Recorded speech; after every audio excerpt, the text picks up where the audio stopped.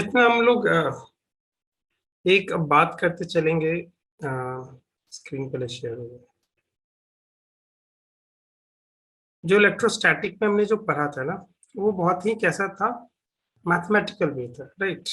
Mathematical वे में हमने deal किया था उन चीजों को कि ये कैसे होता है, गॉसियन लॉ, सारे मैथमेटिकल इंटीग्रेशन, डिफरेंशिएशन, ऐसा लग रहा था कि पूरा मैथ्स बन रखा है। अभी जैसे आप पार्शियल डेरिवेटिव पढ़ने जाओ, हमने यहाँ पे कर रखा है, राइट। हमने पीछे बार में देखा था कि अगर किसी पॉइंट पे, अगर जैसे आपके पास स्केलर फील्ड दे रखा है, यानी हर पॉइंट पे क्या पोटेंशियल होगा वो डिफाइन कर रखा है। कैसे वो डिफाइन करते हैं? तो आपके पास v as a function of x, y और z, यही तो अर्थ हुआ ना। x मतलब किसी भी पॉइंट पे जिसका x कोऑर्डिनेट ये दे रखा है, ये y है और ये z है, तो ये पॉइंट का क्या है, ये कोऑर्डिनेट है। किसका? इस पॉइंट P को बोल देते हैं, जो स्पेस में होगा। समझ में आ रहा है ना?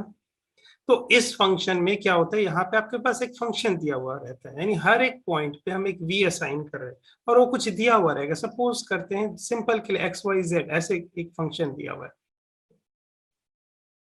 तो हमने क्या पढ़ा था इस चीज को, पार्शियल डेरिवेटिव को क्या पहले देख लिया था कि यहाँ पे सर, अगर मुझे अगर ये पोटेंशियल दे रखा है हर पॉइंट पे, इसने डिस्क्राइब कर रखा है इस इक्वेशन के हेल्प से, v is equal to this one, तो हम उस पॉइंट पे, एक्स वाई जेड पॉइंट पे e क्या होगा वो बता सकते हैं सर। और ये कैसे बताएंगे sir? This will be equal to the three component of it. पहला वाला कंपोनेंट जो होगा E x x cap plus E y y cap plus E z z cap.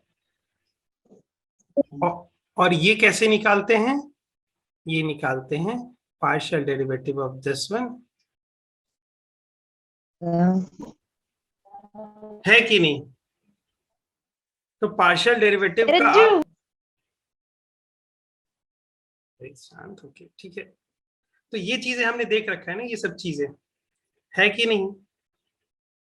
ये बात आपको समझ में आ रही है ना? अगर मैं इसको आपको रिवाइज कर रहा हूँ तो आप इस चीज से एसोसिएट कर पा रहे हो ना कि हो क्या रहा है कि हर पॉइंट पे आपने क्या कर रखा है कि एक चार्ज दे रखा होगा, एक चार्ज कॉन्फ़िगरेशन कैपिटल क्यू का, इसको सोर्स चार्ज मान के इसने क्या किया होगा, हर पॉइंट पे क्या किया होगा, एक पोटेंशियल जनरेट किया होगा, इलेक्ट्रिक पोटेंशियल, राइट। और हर पॉइंट पे जो इलेक्ट्रिक पोटेंशियल डिफरेंस, ये इलेक्ट्रिक पोटेंशियल जो जनरेट किया होगा, उसको अगर हमें बोलना है कि कैसे हम उसको एक्सप्रेशन वाइज लिख सकते हैं, तो ये होता है v as a function of x y z. v as a function of x y z जो होगा वो आपको एक प्रकार से, और ये एक्स वाई जी मतलब कैसा भी एक्सप्रेशन बनेगा, एक्स वाई और जेड ही मिलके बनेंगे। ऐसा भी हो सकता है प्लस जेड स्क्वायर, पीछे में देखे थे प्लस एक्स वाई, ऐसा कुछ टर्म होगा, लेकिन ये सारे ही होंगे, एक्स वाई वाले ही होंगे और जेड ही होंगे। और इससे हमें क्या मालूम चलता है? तो अब मैं बोलता हूं कि अगर आपको ये फंक्शन मालूम है, ये इक्वेशन आपके पास दिया हुआ है कि कुछ ऐसा सोर्स चार्ज है जिसने हर पॉइंट पे एक पोटेंशियल, इलेक्ट्रिक पोटेंशियल जनरेट किया है, हर पॉइंट का जिसका एक्स वाई जी दिया हुआ रहेगा, उसका हम निकाल सकते हैं इस वैल्यू एक्स वाई जी डाल के, और ये जो वैल्यू आएगा वो आएगा v, और v क्या होगा, उस पॉइंट पे v होगा। अब मैं बोल रहा हूं कि ये तो आप बता सकते हो किसी भी पॉइंट पे, किसी भी पॉइंट पे v क्या होगा बता सकते हो, लेकिन मैं बोलूं ई बता सकते हो क्या? तो आप बोलोगे हाँ सर बता सकता हूं। तो कैसे बता सकते हो? तो ई एज अ फंक्शन हम निकालने के लिए ना सर, हमें इसे क्या कहना पड़ेगा कि ई एक्स वाई जी में है, तो हम इसे तीन कंपोनेंट में बांट देंगे सर, क्योंकि v जो है आपका स्केलर क्वांटिटी है, तो कोई एक ये नंबर आएगा सर, लेकिन जो इलेक्ट्रिक फील्ड है सर, वो एक, जो इलेक्ट्रिक फील्ड इंटेंसिटी है किसी भी पॉइंट पे सर, वो एक वेक्टर क्वांटिटी है। तो कोई भी वेक्टर क्वांटिटी, एक फ्रेम जिसमें आपने मान रखा है एक्स वाई जेड फ्रेम ऐसा होगा, ठीक है, उस फॉर्मेट में अगर कोई भी वेक्टर स्पेस में एग्जिस्ट करता है, थ्री डी स्पेस में एग्जिस्ट करता है, तो उस वेक्टर को हम तीन इंडिपेंडेंट डायरेक्शन जो होंगे उसके अलोंग डिसॉल्व करके उसके समेशन के फॉर्म में लिख सकते हैं। यानी ई जो हम लिख रहे हैं किसी भी पॉइंट के लिए जो वैल्यू है वो एक्चुअली क्या है, ई एक्स आई, ये होता है एक्स कैप मैंने जो दिया है उसका अर्थ क्या है, एक्स कैप मतलब आई कैप होता है। तो आपने जो इंडिपेंडेंट डायरेक्शन बना रखा है एक, मान लेते हैं आपने ये ले रखा है और आपका वेक्टर अगर मान लीजिए कि ऐसा है, ठीक है, तो आपने जो बना रखा है ऐसे, तो इसको क्या किया है, ये हमारा आई कैप वाला डायरेक्शन है और ये हमारा जेड कैप वाला डायरेक्शन है। आप क्या बोल रहे हो कि सर इसको क्या करेंगे, जो ई जो आ रहा है ना इस पॉइंट पे पी पे, इसको हम तुरंत रिजॉल्व कर देंगे किसको, आई वाले कैप वाले डायरेक्शन में, यानी ये ले लेंगे इसका कंपोनेंट। कैसे लेते हैं, इसका प्रोजेक्शन लेते हैं। और दूसरा कंपोनेंट क्या हो गया, वाई वाले में। सर ये देखो ये प्लेन में एग्जिस्ट कर रहा है, राइट, ये आई और जी सिर्फ मतलब एक प्लेन में एग्जिस्ट कर रहा है। ये अगर ये स्पेस में एग्जिस्ट करेगा यानी कुछ ऐसे इस प्लेन होगा और कुछ बनाते हुए होगा, तो इसका एग्जैक्ट कंपोनेंट भी आ जाएगा। तो वहां का ई हम इसके इन तीनों के समेशन के टर्म्स में लिखते हैं। ये बात समझ में आ गई, समझ में आ यस गई, सर। आ गई ना। तो ये क्वेश्चंस हमने देखे भी थे, ठीक है, हमने एक दो क्वेश्चंस ये देखे भी थे और ऐसे हमने कर रखे। अब जैसे मैंने बोला कि आपको हमने इनफिनाइट लॉन्ग, जो इनफिनाइटली लार्ज शीट जो हम पढ़ते हैं, इनफिनाइटली लार्ज शीट जो आपके पास होती है, उसके कारण जो होता है हमने देखा था, इलेक्ट्रिक फील्ड इंटेंसिटी किसी भी पॉइंट पे आती है, वो आती है सिग्मा बाई 2 एप्सिलॉन नॉट, और डायरेक्शन जो होता है वो एन कैप होता है। एन कैप वाला कैसा होता है, डिपेंड करता है कि रेडियली आउटवर्ड वाला एन कैप कि रेडियली इनवर्ड वाला एन कैप। अगर ये पॉजिटिव चार्ज है तो शीट से हम किसी भी पॉइंट पे अगर देते हैं, और ये कोई डिस्टेंस के ऊपर डिपेंड नहीं कर रहा है, कोई ना डी का कोई वैल्यू आ ही नहीं रही, इस एक्सप्रेशन में कोई डी नहीं है। ये जो हम ई लिख रहे हैं उसमें कोई डी है ही नहीं। तो ये हर पॉइंट पे एक्चुअली में इनफिनाइट शीट जो होता है, इनफिनाइट शीट पे हर पॉइंट पे क्या होता है, एक कांस्टेंट इलेक्ट्रिक फील्ड है हर पॉइंट पे। तो such a case of uniform electric field का कॉन्सेप्ट है ये, मतलब इसका यूज किया जा सकता है, ठीक है। तो हर पॉइंट पे बना रहा है, अगर सर ये पॉजिटिव प्लेट है, पॉजिटिव प्लेट है, तो सर हमारा वाला जो यहाँ पे जो वैल्यू आएगा, तो मैग्नीट्यूड बाई तो सिग्मा बाई 2 एप्सिलॉन नॉट आएगा। लेकिन डायरेक्शन कैसे डिसाइड करेंगे सर, तो यहाँ से देखो एक नॉर्मल लाइन ड्रॉ करेंगे। नॉर्मल लाइन क्या होता है, ये लाइन जो इस प्लेन के क्या हो, परपेंडिकुलर हो। अब यहां से सर दो डायरेक्शन बन सकते हैं, या तो ये वाला और या तो ये वाला। सर ये वाला लेंगे कि ये वाला, ये कौन डिसाइड करता है, ये चार्ज कॉन्फ़िगरेशन कैसा है इसके ऊपर है, पॉजिटिव वाला टाइप है कि निगेटिव वाला टाइप है। ठीक है, ये बात समझ में आया। Yes sir. अगर निगेटिव वाला टाइप है तो क्या होगा, नॉर्मली जो इनवर्ड वाला है, इनवर्ड वाला नॉर्मल, यहां इसके लिए किसके लिए, निगेटिव चार्ज के लिए। अगर पॉजिटिव हुआ तो आउटवर्ड नॉर्मल। यही चीज यहां पे पूछूं तो, यही चीज यहां पे पूछूं तो इस पॉइंट पे, तो यहां पे क्या बोलोगे, एक नॉर्मल लाइन ड्रॉ करते हैं। नॉर्मल लाइन क्या होता है, इसके परपेंडिकुलर होता है इस शीट के। अब यहां से सर, यहां से देखो दो डायरेक्शन बनेंगे, एक जो शीट की तरफ जा रहा है, एक जो शीट के अवे जा रहा है, राइट। इस पॉइंट से दो डायरेक्शन बन रहे हैं ना, इसी लाइन पे मैं बोल रहा हूँ, इसी लाइन पे आपको रहना है और इस पॉइंट से आपको मूव करना है। तो आपके पास दो ऑप्शन आएंगे, या तो शीट के तरफ वाले में डायरेक्शन पे मूव कर लो, रहना आपको नॉर्मल लाइन पे ही है, तो या तो शीट के डायरेक्शन वाले में मूव कर लो या तो इसके ऑपोजिट, यानी दो डायरेक्शन उसके साथ पॉसिबल है। तो ये वाला अगर मैं बोलूंगा, ये वाला रेडियली आउट, जो होता है रेडियली नहीं, नॉर्मली आउटवर्ड जो होता है, वो कौन सा होगा, जब ये पॉजिटिव होगा। तो पॉजिटिव प्लेट के लिए इस साइड वाला देखो ऐसा जाएगा और इस साइड वाला ऐसा जाएगा, होगा कि नहीं, होगा ना। अरे हाँ या ना बोल दो। Yes sir.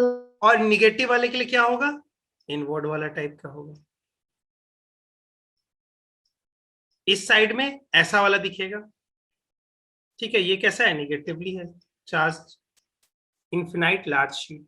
और ये कैसा है, ये वाला जो आपके पास जा रहा है वो है पॉजिटिव के लिए। अब यही चीज आ जाती है अगर बीच में दूसरी शीट आ गई तो सर हम ये बात समझ में, एक एक क्वेश्चन में आपका एक देख रहा था, इसमें एक बात समझ में रखिएगा, जब हम इलेक्ट्रिक फील्ड इंटेंसिटी की जब बात करते हैं ना कि नेट इलेक्ट्रिक फील्ड इंटेंसिटी क्या होता है, तो इस चीज को आप समझिएगा कि अगर आपके पास एक से ज्यादा सोर्स चार्जेस हैं, आपके जो कॉन्फ़िगरेशन है, configuration of this charge system आपके पास जो दे रखा है, उस कॉन्फ़िगरेशन के कारण एक पॉइंट पे पूछ रहा है कि हमारे पास इलेक्ट्रिक फील्ड इंटेंसिटी क्या आ रही है। जैसे मैं आपको बोल दूं कि एक आपके पास समझ लीजिए कि एक लॉन्ग, इन्फिनाइटली लॉन्ग वायर है, ठीक है, और मैं यहाँ पे इसका पूछूं कि यहाँ पे क्या होगा इलेक्ट्रिक फील्ड इंटेंसिटी, मुझे मालूम है बच्चों को याद ही नहीं होगा। किसको याद है कि 2K/λ/R होता है? ये कौन याद रखेगा? आपको याद है? आप सही सही बताओ।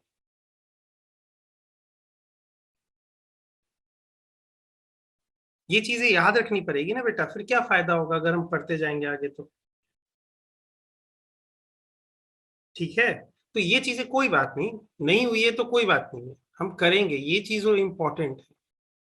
ठीक है, तो मैं इस बात में डांट नहीं रहा हूं कि आपको कि नहीं कर रहा है, हम लोग इस चीजों को करेंगे। अच्छा, वो पीछे इलेक्ट्रोस्टैटिक की है, इसमें नहीं आएगी। और इसमें भी कैसे जानते थे, यहाँ नॉर्मली आउटवर्ड बोल रहे थे, यहाँ कैसे कहेंगे रेडियली आउटवर्ड। क्यों सर रेडियली आउटवर्ड क्यों कह रहे हैं सर? तो आपने बोलिएगा कि यहाँ पे सर देखिए, यहाँ ऐसे जा रहा है पॉइंट, ये रेडियली आउटवर्ड मतलब सर ये रहा एक रेडियस और ये आउटवर्ड वाला, यहाँ पे जो रहेगा सर वो ऐसा ड्रॉ होगा। तो अगर इस इन्फिनाइटली लॉन्ग वायर है आपके पास जिसके ऊपर यूनिफॉर्मली चार्ज डिस्ट्रीब्यूशन हो रखा है, ठीक है, तो फिर उस कारण से अगर आर दूरी पे आपसे पूछा जाए, ये अगर दूरी आर है, स्मॉल आर, तो इस पॉइंट पे जो इलेक्ट्रिक फील्ड इंटेंसिटी पूछी जाती है, तो मैंने आपको यही बात बोला है कि हमेशा इसी ढंग से सोचा कीजिएगा, इसको डायग्राम के थ्रू बनाने की कोशिश कीजिएगा। डायग्राम के थ्रू कैसे बनाएंगे, तो सर हम जानते हैं कोई भी vector quantity can be written as magnitude times direction. Direction जो देता है या तो यूनिट वेक्टर डायरेक्शन देता है किसी चीज का, यूनिट वेक्टर का पर्पस ही यही है। यूनिट वेक्टर जब बोलते हैं, यूनिट क्यों बोलते हैं, क्योंकि उसका मैग्नीट्यूड क्या है, 1 है हमेशा, वो बना ही डायरेक्शन देने के लिए। तो इसी के लिए मैं आपको जब बोलूंगा यहाँ पे कि इसका अगर आपको वैल्यू रखना है तो ये रख दीजिएगा सीधे 2K/λ/R।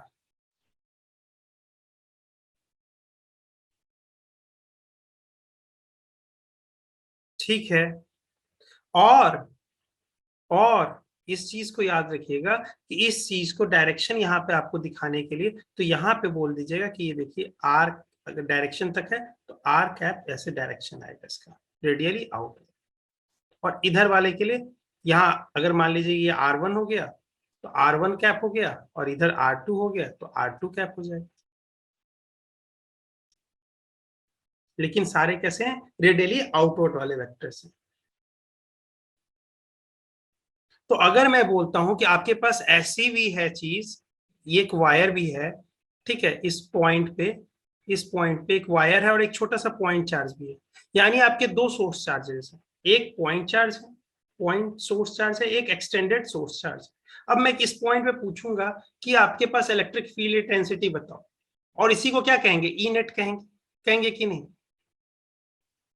इस पॉइंट पे पी पे इलेक्ट्रिक फील्ड इंटेंसिटी बताओ, तो हम दोनों चार्ज के कारण क्या होगा वो देखेंगे।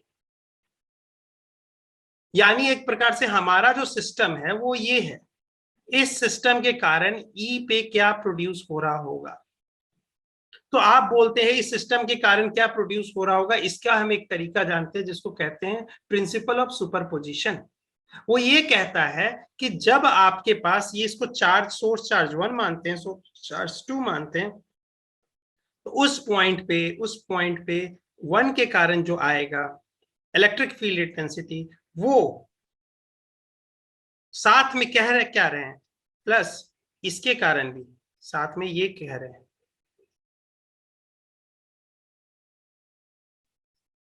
+2 के कारण।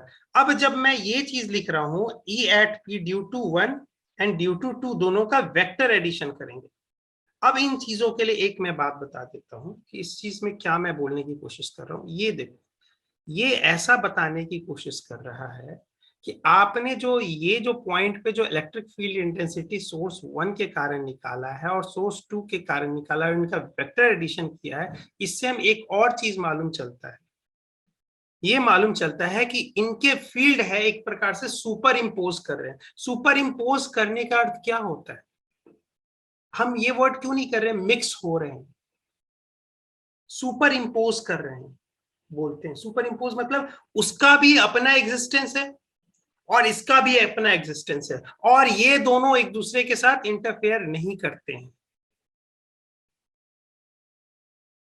ये दोनों एक दूसरे के साथ इंटरफेयर नहीं करते हैं। अगर करते तो यहां पे कोई एक फैक्टर आता जो इसका इसका मल्टीप्लीकेशन टाइम्स दूसरे वाले का मल्टीप्लीकेशन, मतलब सोर्स 1 के कारण सोर्स 2 के कारण टाइम्स अपने ऐसा लेमडा करके आता। यानी क्या कह रहा है कि इन दोनों के कारण ये डिपेंड कर रहा है कि इन दोनों पहले मल्टीप्लाई करेंगे और समथिंग एक वैल्यू के साथ सेटिस्फाई करेंगे और फिर तब जाके इलेक्ट्रिक फील्ड दे रहे हैं। इस केस में क्या कह रहा है कि ऐसा कुछ नहीं हो रहा है, ऐसा कुछ भी नहीं हो रहा है। ये फील्ड अपना काम बना, ये फील्ड इसने क्या किया कि माना कि ये जब कैलकुलेट कर रहे हैं तो इस सेंस में क्या कह रहे हैं कि इस सेंस में कह रहे हैं कि जब हम हमारे पास सिर्फ सिस्टम में 1 वाला ही सोर्स चार्ज है, बाकी एब्सेंट है, ऐसा फील करा रहे हैं, और तब उसके कारण से हम कैलकुलेट कर रहे हैं पी पे इलेक्ट्रिक फील्ड। फिर दूसरे वाले में क्या कह रहे हैं कि इस केस में मान रहे हैं कि हम सिर्फ 2 प्रेजेंट है, 1 एब्सेंट है। तो इसी के लिए तो कह रहा है वो सुपर पोजिशन, मतलब तुम भी जैसे हो वैसे रहो, मैं भी जैसा हूं वैसा रहूंगा, दोनों का एडिशन अपना आ जाएगा।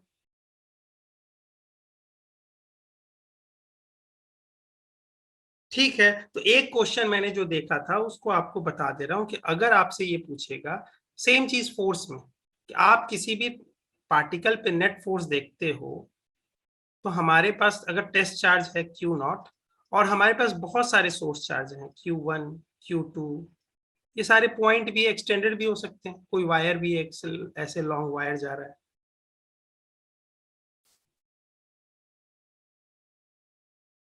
ऐसा कुछ जा रहा है किसी पॉइंट पे, ये सॉरी इस चार्ज जो टेस्ट चार्ज है Q0 पे पूछ रहा है कि नेट फोर्स क्या लगेगा, तो ये भी वही काम करते हैं, प्रिंसिपल ऑफ सुपरपोजिशन। कहते हैं 1 के कारण जो इसके ऊपर जो Q0 पे फोर्स लग रहा होगा इसको क्या कहते हैं?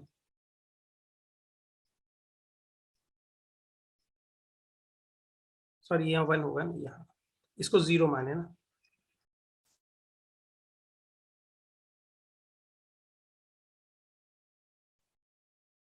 On 1 due to, sorry on 0 due to 1, ये फोर्स लगा, plus force on 0 due to 2, इन सब का एडिशन, वेक्टर एडिशन यानी सुपरपोजिशन। बात समझ में आया? तो इसका अर्थ है कि अब इन यहां इसका अर्थ हो गया कि अगर ये सोर्स चार्ज अगर Q2 है, Q2 क्या इन दोनों के बीच में जो इंटरैक्शन के कारण जो फोर्स लग रहे हैं क्या उसको डिस्टर्ब करता है कि नहीं करता है? ये बताओ।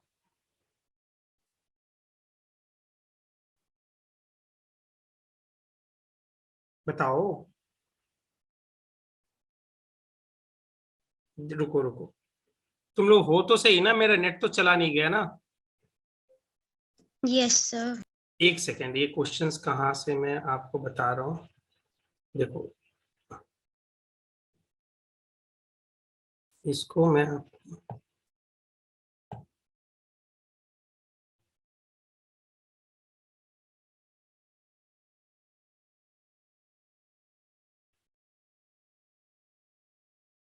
ये वाला देखो,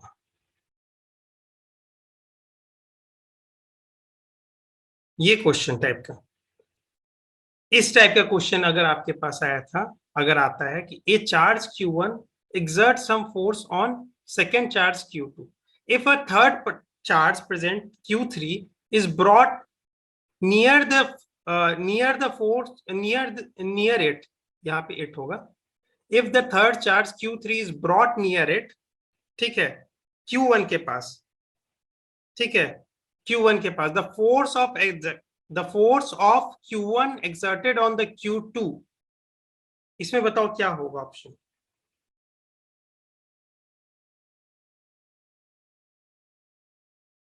ये वाला ट्राई करो, ABC कौन सा होगा बताओ।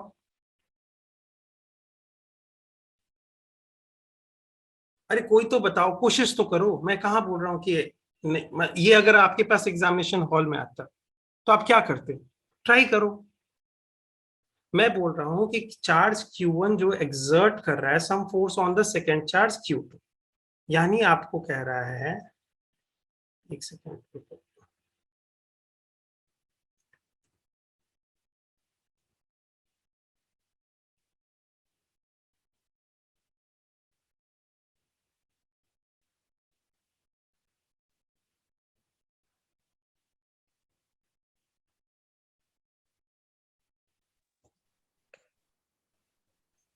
Sir, remain unchanged. समझ गए आप?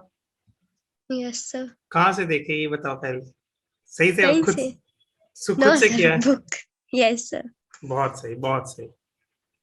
देखो क्यों बेटा बता रहा हूं मैं, पहले देख लो, पहले क्वेश्चन समझा दो। देखो charge Q1 exert some force on second charge Q2, यानी उनके बीच में 1 और 2 के बीच में जो फोर्स लग रहा है उसको हम क्या कहेंगे, the charge Q1 exert some force। कौन लगा रहा है, Q1 लगा रहा है। किस पे लगा रहा है, Q2 पे लगा रहा है, तो इसको क्या लिखेंगे, ऑन ड्यूटी।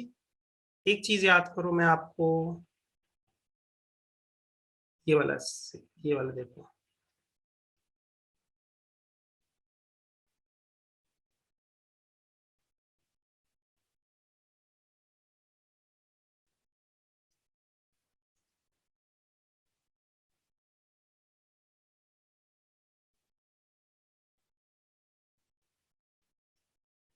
एक सेकेंड,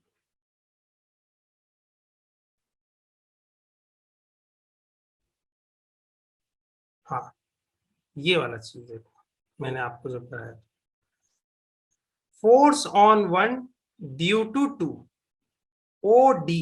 आपको कैसे याद करवाया था, ओ डी, याद आया? इसका अर्थ क्या होता है, force on one particle one due to किसके कारण, टू के कारण।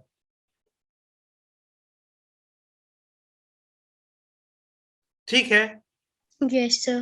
तो इस चीज को जब मैंने आपको बोला था, इस चीज को मैंने जब आपको बोला था, याद करो, तो यहां पे जब क्वेश्चन देख रहे हैं, यहां पे जो क्वेश्चन देख रहे हैं बोल रहा है कि the force exerted by Q1, the sorry, a charge Q1 exerts some force on the second charge Q2, तो यानी किस पे लग रहा है, Q2 पे, और कौन लगा रहा है, 1 लगा रहा है, तो ओडी लगाएंगे ऑन किस पे, यानी 2 पे लग रहा है, तो इसको क्या लिखेंगे, F21 लिखेंगे कि नहीं, बोलो। If the third charge Q3 is brought near, अगर हम ब्रॉड किसके पास ले रहे हैं, Q2 के, इसको सीन को मैं समझा रहा हूं, ये बस समझ लो, then the force exerted between the Q1 और Q2। ठीक है, आपने इस चीज को देख लिया है, मैं इसको समझा रहा हूं। यहाँ पे मैं आपको ये बता रहा हूं,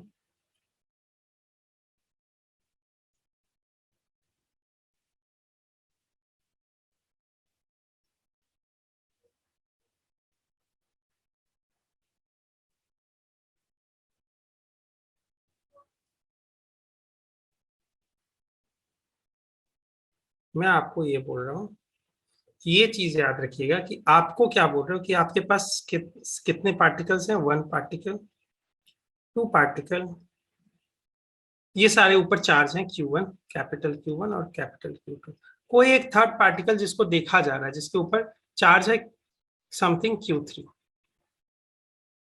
सॉरी Q2। ठीक है, इसको 2 नाम दिए हैं, सॉरी इसको 3 नाम देते हैं और इसको 2 नाम देते हैं। यहाँ पे क्वेश्चन में बोल रहा है कि Q2 पे हम देख रहे हैं इंटरैक्शन कैसे हो रहा है, टोटल इसके ऊपर नेट फोर्स क्या लग रहा है वो चीज देख रहे हैं। अब ये बोल रहा है कि 1 इसके ऊपर क्या लगा रहा होगा, 2 के ऊपर फोर्स। तो आपको मैंने क्या बोला था, अगर आपको लिखना है तो कैसे लिखोगे, यहाँ पे Q2 इसके ऊपर चार्ज है, 2 के ऊपर, ऐसा समझ लो, Q1 किसके ऊपर होगा, 1 के ऊपर, Q3 इसके ऊपर, 3 के ऊपर। अब यहाँ पे आपको फोर्स लगाने देखना होगा, तो आपको मैंने क्या बोला था कि ये क्या होगा, ये ऐसे होगा, और इसको नामकरण क्या करते हैं हम लोग, force on due to, OD, on due to, on किस पे, टू पे, किसके कारण, ड्यू टू वन। ठीक है, अब देखो यहां पे जो फोर्स लग रहा होगा वो कौन सा लगेगा, ये वाला, एक और फोर्स लगेगा, किस पे लग रहा है, टू ही पे लग रहा है, ऑन टू, किसके कारण, इस बार सोर्स चार्ज 1 था पहले, अब इस बार क्या आ गया, 3 आ गया, हुआ कि नहीं। Yes, sir. तो अब मैं बोल रहा हूं कि अब इसके ऊपर जो एफ नेट आएगा वो इन दोनों का समेशन होगा, प्रिंसिपल ऑफ सुपरपोजिशन कहता है, जो कि किसके साथ फॉलो होता है, इलेक्ट्रिक फील्ड के साथ भी वही होता है, इलेक्ट्रिक फोर्स, जो इलेक्ट्रिक फोर्स इंटरैक्शन, जो due to interaction of the between the two particles, उनके कारण जो लगता है वो भी कैसा होता है, ये सारे प्रिंसिपल ऑफ सुपरपोजिशन फॉलो करते हैं। यानी एफ नेट अगर लिखना चाहूंगा तो सर इसके ऊपर जितने भी इस जो जो टेस्ट चार्ज आप जिसको ले रखे 2 को, इसके ऊपर जितने भी सोर्स चार्ज होंगे सबके कारण फोर्स जोड़ूंगा मैं। देखो इलेक्ट्रिक फील्ड वाला टाइप का लग रहा है कि नहीं, ये वाली बात है। यहाँ पे ई एट पी निकालते थे किसके कारण, 1 के कारण, ई एट पी निकालते थे किसके कारण, 2 के कारण, और यहाँ पे फोर्स किस पे निकाल रहे हो, 2 पे, पार्टिकल 2 पे निकाल रहे हो, किसके कारण, 1 के कारण और 3 के कारण। यहाँ एक और पार्टिकल होता, 4 भी होता तो उसके कारण भी निकालते, और कहते हैं इसके समेशन से नेट फोर्स आ रहा है। लेकिन मैं बोल रहा हूं कि इन दोनों के बीच में फोर्स यानी F21, F21 क्या इसका, अगर ये जो थर्ड चार्ज आ गया है, क्या इससे ये चेंज हो रहा है, ये वैल्यू,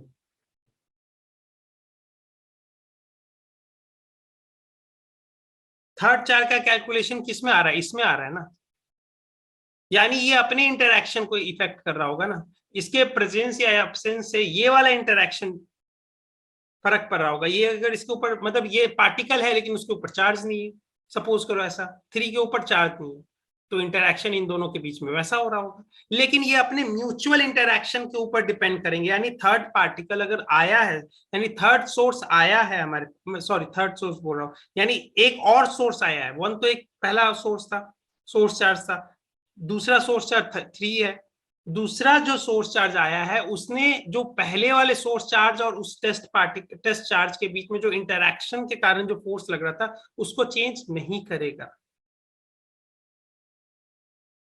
ठीक है, ये बात समझ में आ गई ना, Yes, sir. इसमें कोई दिक्कत नहीं ना, किसी को भी दिक्कत तो बोल दो। No, sir. और भी कोई बेटा, कोई कभी तो तुम लोग और लोग बोलो, ईशा बेटा, इशिता, कृष, नर, अरे हाँ या ना बोलते तो जाओ कम से कम, क्या हो गया, क्या पढ़ने का नहीं मन कर रहा है क्या। शिवानी बेटा आप अपने आप को अनम्यूट कर सकते हो।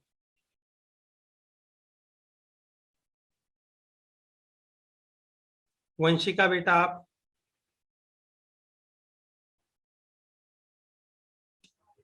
रिया बेटा आप,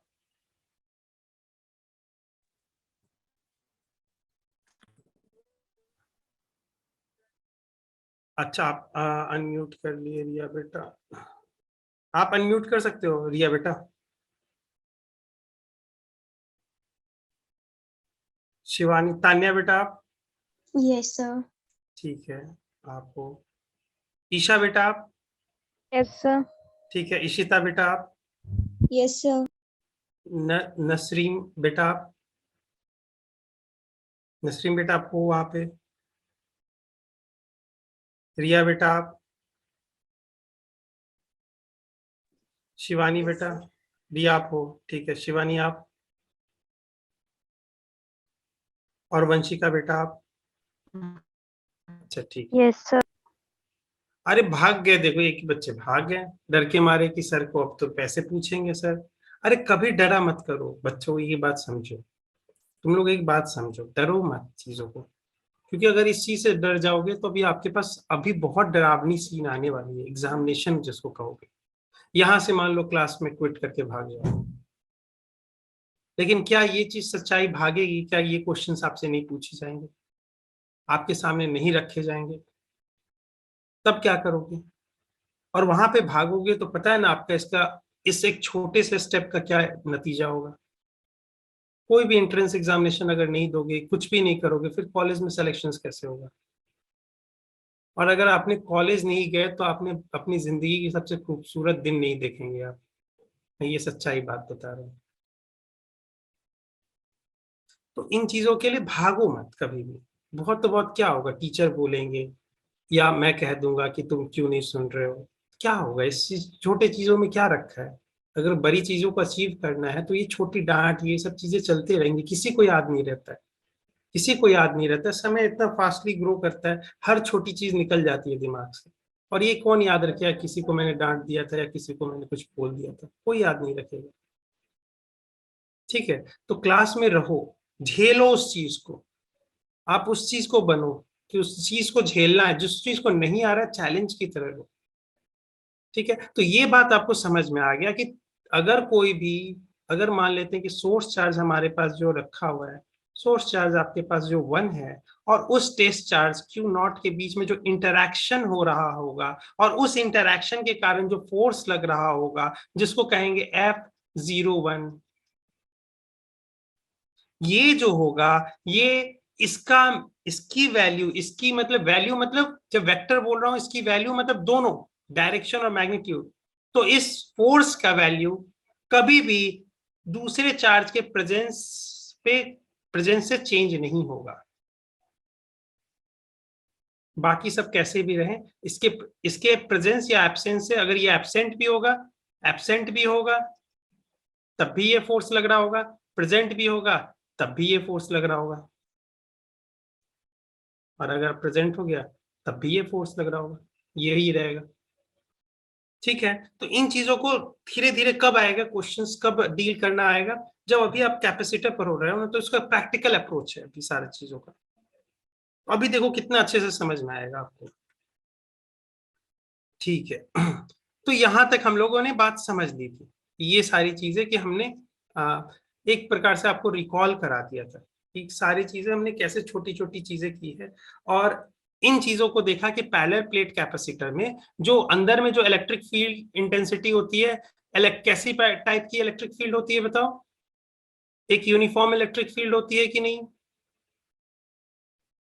अरे हाँ या ना Yes, बोलो। sir. और यूनिफॉर्म इलेक्ट्रिक फील्ड होने के बाद आप जानते हो कि हर पॉइंट पे क्या होता है, इलेक्ट्रिक फील्ड इंटेंसिटी क्या होती है बताओ? क्या होती है? यहाँ होती है सिग्मा बाय एप्सिलॉन नॉट। क्यों सर? तो आपने बताया था कि ये देखिए सर, पॉजिटिव प्लेट, तो पॉजिटिव प्लेट के कारण बाई 2 इस डायरेक्शन में, राइट। और निगेटिव डायरेक्शन, क्योंकि देखो नॉर्मली है, नॉर्मल है, लेकिन नॉर्मली आउटवर्ड है कि नहीं, है कि नहीं बताओ? और दूसरा निगेटिव चार्ज है, ये वाला निगेटिव चार्ज वाला है, तो ये निगेटिव प्लेट है, तो निगेटिव प्लेट के लिए यही होगा सिग्मा बाई 2 एप्सिलॉन नॉट। लेकिन इस पॉइंट पे हम डिसाइड कैसे करेंगे, इस पॉइंट पे कैसे डिसाइड कर रहे हैं, यहाँ पे कैसा होगा? तो ये देखो सर, यहाँ पे यानी यही लाइन देखो, यही जाएगा आगे, और ये वाला जो नॉर्मल होगा इसके रिस्पेक्ट में, ये वाला जो नॉर्मल लाइन, ये नॉर्मल लाइन दोनों के लिए कॉमन पड़ रहा है। ठीक है, मानता हूं दोनों के लिए कॉमन पड़ रहा है। तो ये नॉर्मल लाइन में अब जो डायरेक्शन होगा इस प्लेट के रिस्पेक्ट में कैसा होगा? Towards it, towards the plate वाला। तो यहां पे सर एक और आ जाएगा,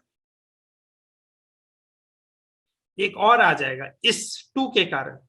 और आप सर बोल रहे थे कि क्या होता है कि electric field, net electric field होता है summation of electric field due to the one source charge, electric field at the same point due to the another source charge.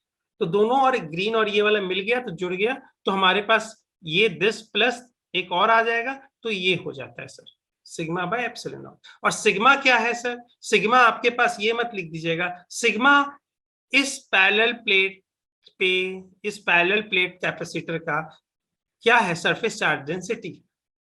तो सरफेस चार्ज डेंसिटी में दिखने के लिए क्या करते हैं, क्या लेते हैं? चार्ज ओवर किस सरफेस पे बट रखा है, चार्ज ओवर मतलब चार्ज लेंगे, और सरफेस एरिया क्या ले लेंगे? कोई भी ले लेंगे क्या? जिस एरिया में बट रखा है, जिस एरिया में चार्ज है, अगर मान लेते ये पूरा ऐसा लेते हैं, ऐसा एक शेप है जिसके इसी पोर्शन में, इसी एरिया में सिर्फ चार्ज है, बाकी में नहीं है, बाकी में नहीं है, तो अगर इसका इस पोर्शन का लेना है तो इस पोर्शन में क्या करेंगे? अगर मान ले कि यहाँ पे जब ले रहे हैं तो यहाँ पे जब लिखेंगे सरफेस चार्ज डेंसिटी तो होगा क्यू बाई ए, ये वाला।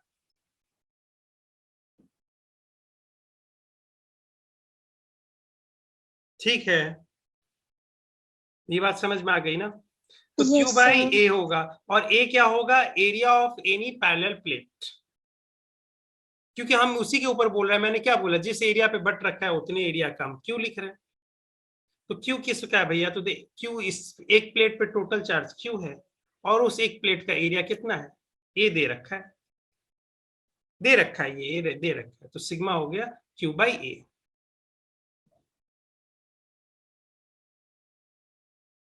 ठीक है, और आपके पास जब सिग्मा ये आ गया तो इलेक्ट्रिक फील्ड आप निकाल सकते हो किसी भी पॉइंट पे। क्या ये किसी पे कितना डिस्टेंस दूर है इस फर्स्ट प्लेस से सेकंड प्लेस से, कुछ ऐसा उसका कोई फंक्शन है क्या? क्या उसके ऊपर डिपेंड कर रहा है क्या?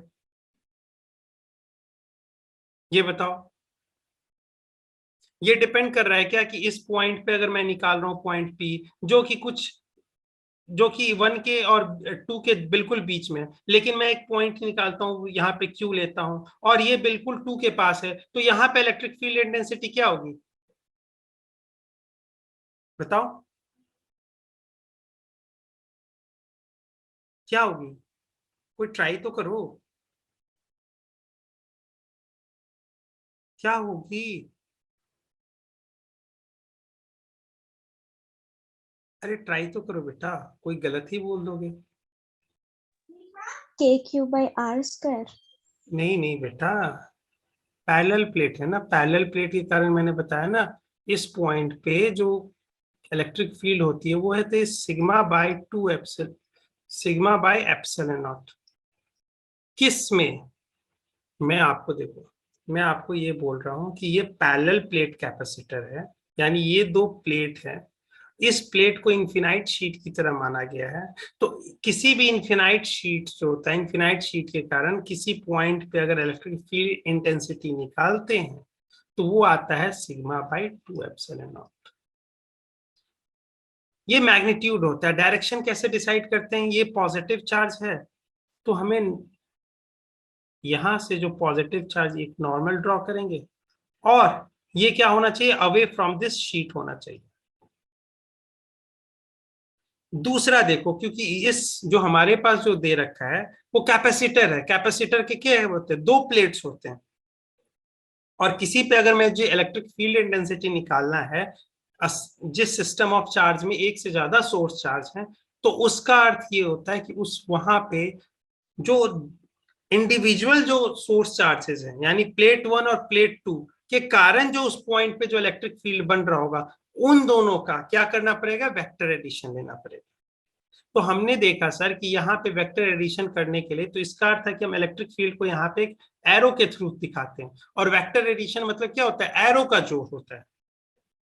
इट्स एडिशन एंड डिफरेंस, मतलब सब्ट्रैक्शन ऑफ टू एरोस। तो यहाँ पे एक एरो बनाते हैं सर, जिसका लेंथ जो होगा एरो का होगा सिग्मा बाई 2 एप्सिलॉन नॉट। ये किसके कारण होगा? 1 के कारण होगा। 2 के कारण यही कैलकुलेट करते हैं सर, तो ये भी होगा सेम मैग्नीट्यूड का, सेम मैग्नीट्यूड होगा, लेकिन सर डायरेक्शन इस बार कैसे बताएंगे? तो मैं बोलूंगा कि इस पॉइंट पे देखना है ना, तो इस पॉइंट पे, यहां से इस पॉइंट से एक नॉर्मल ड्रॉ करेंगे, किस पे? इस शीट पे। और यहाँ पे मैं क्या बोलूंगा कि इस पॉइंट से, अभी ये भूल जाओ, अभी इसके कारण भूल जाओ, ये वाला भूल जाओ, ये वाला, अब इसको कंपोनेंट को इधर रखते हैं, ये तो 1 के कारण है। अब देखते हैं 2 के कारण, ये 2 के कारण कैसा हो रहा है, ये इसके कारण, 2 के कारण। तो 2 के कारण यहाँ पे जो इसी पॉइंट पे आ रहा होगा, तो हम बोलेंगे कि सर देखो ये तो होगा सिग्मा बाई 2 एप्सिलॉन नॉट, लेकिन डायरेक्शन का मुझे नहीं मालूम, तो मैं डायरेक्शन कैसे बताऊं? तो बोलेंगे कि ये सोर्स चार्ज, ये प्लेट पे ये जो शीट है इसके ऊपर कैसा चार्ज है? तो माइनस में है सर, तो माइनस में है सर, तो यहां से या तो इस डायरेक्शन में हो सकता था या तो इस डायरेक्शन में हो सकता था, लेकिन हम इस डायरेक्शन वाला क्यों लेंगे? क्योंकि ये टुवर्ड्स द प्लेट जा रहा है सर। ये वाला जो एरो का जो डायरेक्ट एरो है वो क्या जा रहा है, टुवर्ड्स द प्लेट जा रहा है सर। तो वो वाला लेंगे, क्यों, निगेटिव चार्ज के कारण।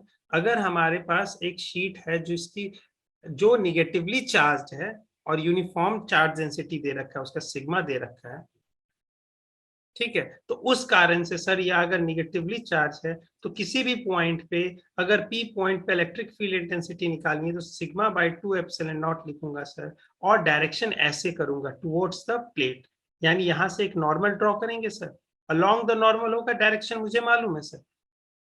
तो अब इधर होगा कि इधर होगा मुझे बता दो सर। तो ये बोलूंगा कि सर ये निगेटिवली चार्ज है, तो निगेटिवली चार्ज के लिए नॉर्मली इनवर्ड्स, यानी सरफेस को मिलने वाला डायरेक्शन, तो ये वाला नहीं होगा सर, ये वाला होगा। तो सेम चीज यहाँ पे देखो, 2 के कारण जो प्लेट बन रहा है तो ऐसा ही एरो जाएगा ना, एक और एरो आएगा, कैसा होगा, ये वाला ऊपर वाला नहीं होगा, जो एरो इसको हिट कर रहा होगा प्लेट को ही हिट कर देगा जाके आगे। तो ये देखो रेड और ग्रीन वाला दोनों ऐड होगा, तो उन दोनों के एडिशन के कारण, यानी E at point P due to ये वाली plate 1 plus E at P due to plate 2, यही तो देगा ई एट पी।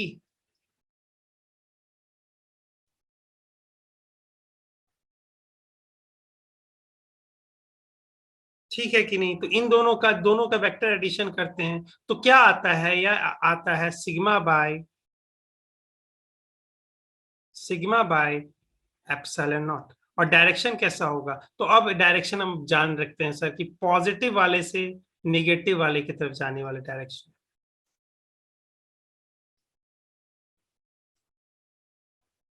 पॉजिटिव प्लेट से निगेटिव प्लेट तक जाने वाला जो एरो बनेगा वो ही बनेगा सर। ये बात समझ में आ गया, आया क्या समझ में? Yes, sir. अगर ये आ गया तो एक और चीज मैं बता देता हूँ, सिग्मा आपको ने लिखा है क्यू, यहाँ पे अगर आपने ई जो निकाला है वो है सिग्मा बाय एप्सिलॉन नॉट, और सिग्मा को आप फिर चाहो क्यू के टर्म्स में और ए के टर्म्स में भी लिख सकते हो।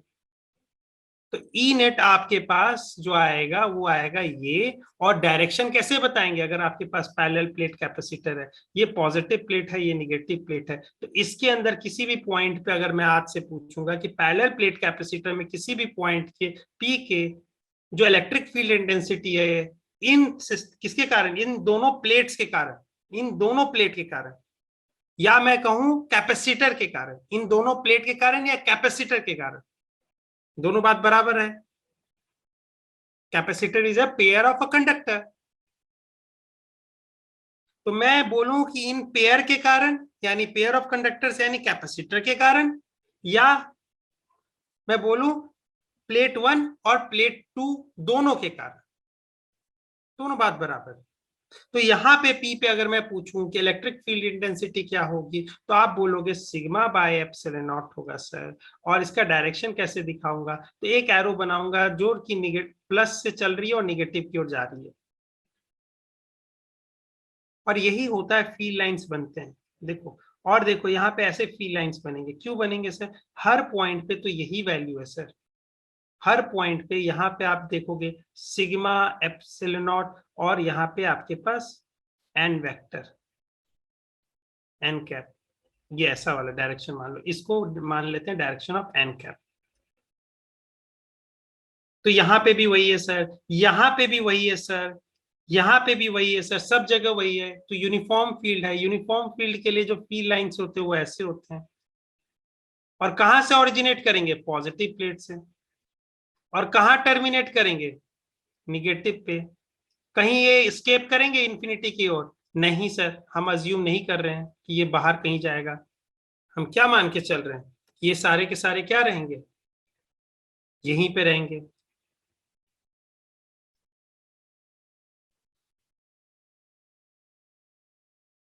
ये बात समझ में आ गई, स्टोरी समझ में आ गया? Yes, sir.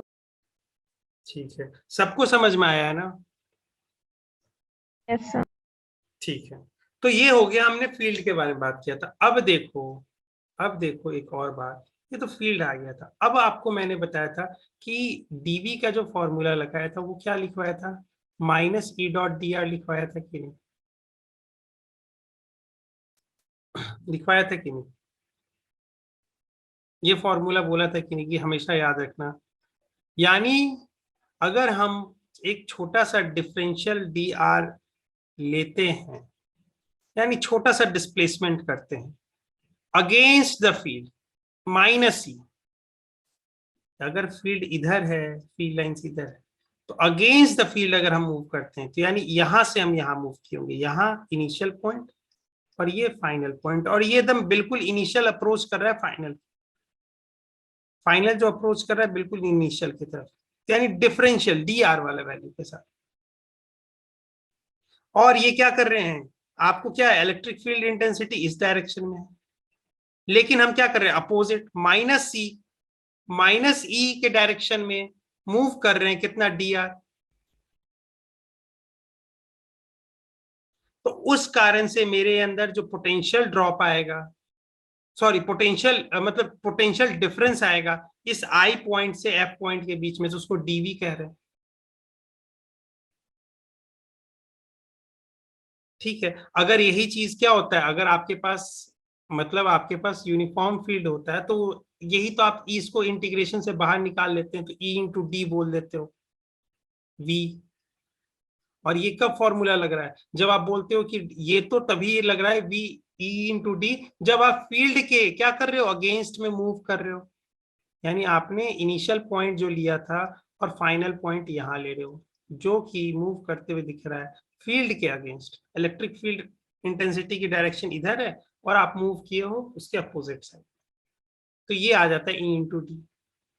और यही आता है माइनस टी, कब आ जाता है, जब आप अलोंग द डायरेक्शन कर रहे हो, सॉरी यहाँ पे डेल्टा लगाना पड़ेगा, अलोंग द कर रहे हो, तो इसका अर्थ क्या होता है सर, यहाँ पे आप मान लेते कि यहाँ पे आप जो पहला केस किए हो कि जब यहाँ इलेक्ट्रिक फील्ड इंटेंसिटी है, देखो आपने इधर किया है, इधर डायरेक्शन में दिया है, तो आपने क्या किया, उसके अगेंस्ट में मूव किया है, तो इसका अर्थ क्या है सर, ई इंटू टी है, तो ई इंटू डी एक पॉजिटिव नंबर है, ये मैग्नीट्यूड है ई का, और ये D length of the path है, क्या दोनों निगेटिव होगा, क्या नहीं होगा, पॉजिटिव है, यानी सर आप फील्ड के अगेंस्ट जा रहे हो, तो यहाँ डेल्टा वी लिखा है, डेल्टा वी क्या होगा sir, P F minus P I होगा, और ये क्या है, ई डी पॉजिटिव है सर, तो यानी वी एफ जो है ग्रेटर देन वी आई है सर। यानी सर आपने क्या किया, इलेक्ट्रिक पोटेंशियल इस पॉइंट पे गए हो, तो इस पॉइंट पे जाके इलेक्ट्रिक पोटेंशियल ये वाला पॉइंट जिसको कह रहे वी एफ वाला, वी एफ यानी इस पॉइंट जो फाइनल पॉइंट है उस पे जो पोटेंशियल है उसको वी एफ बोल रहे हैं, वो किससे ज्यादा बड़ा है, जो आपके इनिशियल इनिशियल पॉइंट पे जो पोटेंशियल था इलेक्ट्रिक पोटेंशियल उससे ज्यादा है। यानी आप फील्ड के अगेंस्ट चलते जाओगे, फील्ड के जितने दूर जाते जाओगे, अगर ये आपके पास यूनिफॉर्म फील्ड है, अगर इस केस में देखोगे तो जितने दूर जाते जाओगे तो आप क्या करोगे, इन यहां से पॉइंट से और यहां जहां तक पहुंचते हो, इन इसके बीच में सेपरेशन डी है, तो आप कहोगे ईडी क्या हुआ है, चेंज इन पोटेंशियल, और ये हमेशा change in potential V F minus V I, और ये रहा आई और ये रहा F point.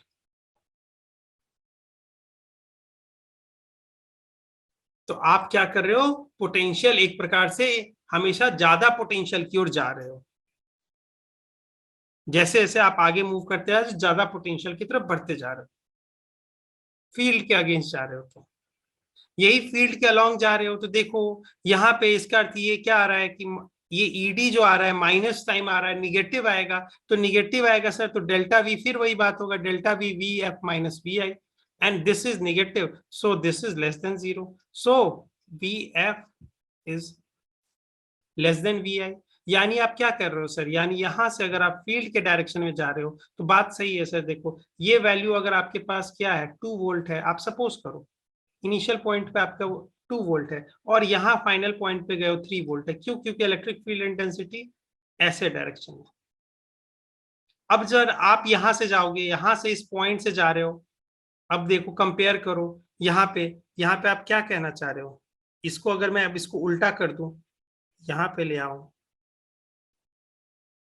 VI minus VF। तो यानी इसका अर्थ क्या हो गया सर, आप ऐसे बताए थे कि लास्ट वाले में जो नीचे है वो इनिशियल पॉइंट होता है, यानी फाइनल पॉइंट से इस बार आप जा रहे हो। फाइनल पॉइंट से कहाँ जा रहे हो, इनिशियल पॉइंट तक। तो पहला आपका फाइनल पॉइंट आ गया और फिर इनिशियल आ गया, फिर लास्ट में जब आप पहुंच रहे हो तो इनिशियल पे पहुंच रहे हो। तो देखो सर यहाँ पे क्या हुआ, पोटेंशियल डिक्रीज ही तो हुआ है, और इधर जा रहे हो तो पोटेंशियल इंक्रीज ही तो हुआ है सर।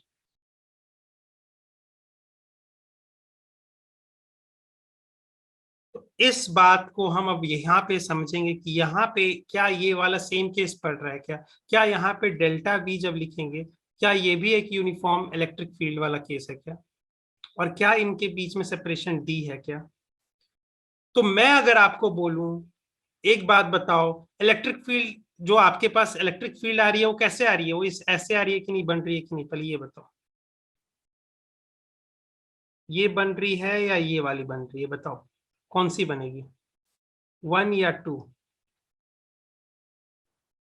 सारी पैरेलल होंगी, सारी जगह पैरेलल लाइंस ऐसे ड्रॉ होंगे, लेकिन डायरेक्शन बताओ।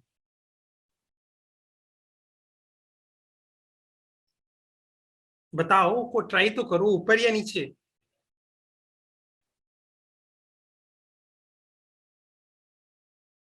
अरे ट्राई तो करो, ऊपर या नीचे। अरे मैंने क्या बोला था आपको, बहुत बेसिक में फिर से वापस जाओ। फील्ड लाइंस कहाँ से ऑरिजिनेट होती हैं, कहाँ से होती हैं, किस टाइप के सोर्स से ऑरिजिनेट होती हैं फील्ड लाइंस। ऑरिजिनेट मतलब स्टार्ट होती हैं, निकलती हैं, कहाँ से निकलती हैं, किस टाइप के चार्ज से, पॉजिटिव टाइप के चार्ज से। और कहाँ जाके टर्मिनेट होती है, खत्म होती है, निगेटिव टाइप के चार्ज पे। तो यहाँ पे देखो, क्या पॉजिटिव चार्ज से यहाँ से फील्ड लाइंस निकलेंगी, यानी इस डायरेक्शन में चलेंगी, और कहाँ जाके खत्म हो जाएगी, निगेटिव में। ये वाली होगी कि नहीं, बताओ। हाँ या ना तो कोई बोल दो।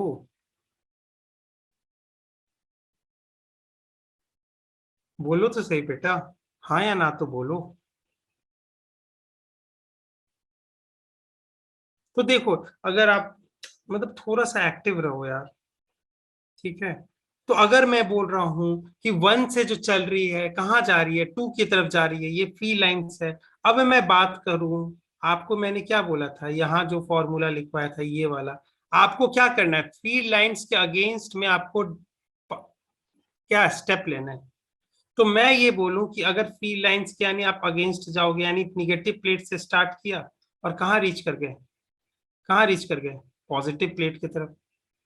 तो यहां से इनिशियल पॉइंट आपका ये रहा, ये इनिशियल पॉइंट है, फाइनल पॉइंट यहाँ पे। तो अब बताओ, फील्ड लाइंस के अगेंस्ट में मूव करूंगा तो मेरा पोटेंशियल क्या होगा, इस पॉइंट के पोटेंशियल क्या होते जाएगा, जैसे जैसे मैं ऊपर जाते जाऊंगा उसका, उस पॉइंट का पोटेंशियल क्या होगा, क्या वो इंक्रीज होगा कि नहीं,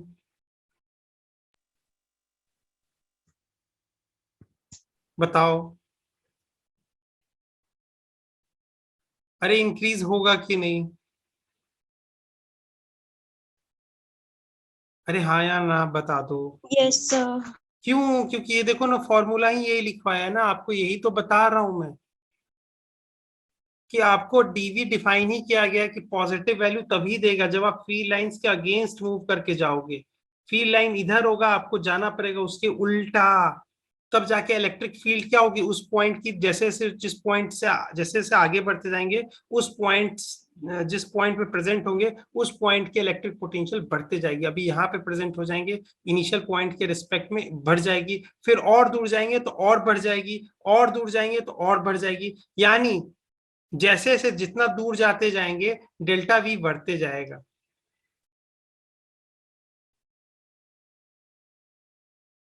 इन दोनों पॉइंट के बीच में पोटेंशियल डिफरेंस बढ़ता जाएगा, यानी दो पॉइंट आपस में अगर फील्ड लाइंस के अगेंस्ट में मैं जा रहा हूं तो पोटेंशियल वहां पे क्या होता है, पॉजिटिव होता है।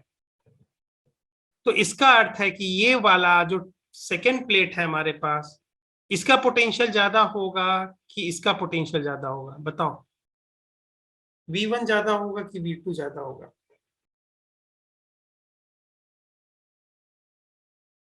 बताओ, ट्राई तो कर लो।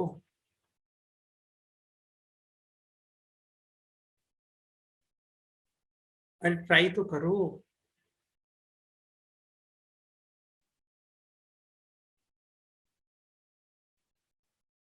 अरे बताओ तो सही, ट्राई तो करो, सोचो तो सही कि वन बस बोलना है, क्या बोलना है? V1 ज्यादा है कि V2 ज्यादा?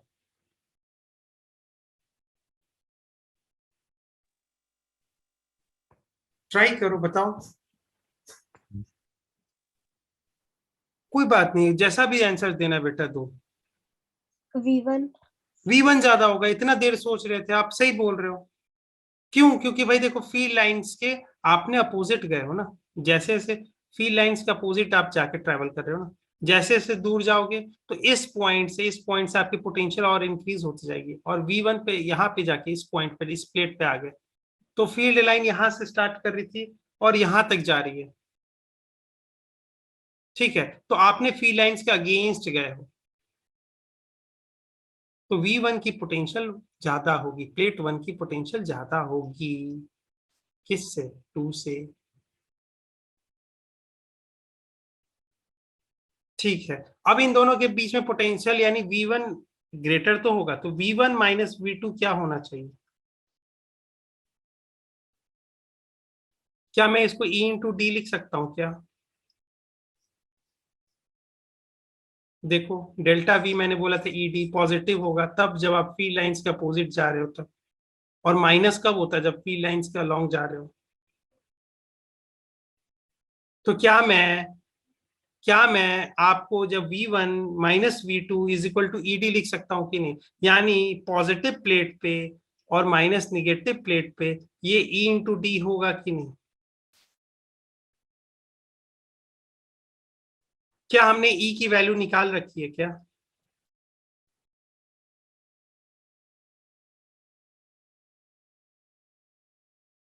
अरे बताओ बेटा, हाँ या ना तो बोल दो। तो E की वैल्यू क्या निकाल रखी है? Sigma by epsilon not times T. और ये क्या है? V plus minus V minus. अब मैं आपको फिर से कैपेसिटर की जो आपको डेफिनेशन है, दूसरा डेफिनेशन आता है, वो है, क्या था? सी, ये था कि नहीं? C is equal to Q by B. तो क्यू आपको बोला था क्योंकि आपके पास कैपेसिटर कैसे होते हैं? जनरली पेयर वाइज वाले कैपेसिटर होते हैं। तो वहां पे जो क्यू लेते हैं वो किसी एक प्लेट पे जो वैल्यू है चार्ज की वो ले रहे हैं, वो क्यू है यहाँ पे। तो इसको सही ढंग से लिखूं तो मॉड क्यू लिखूंगा यहाँ पे।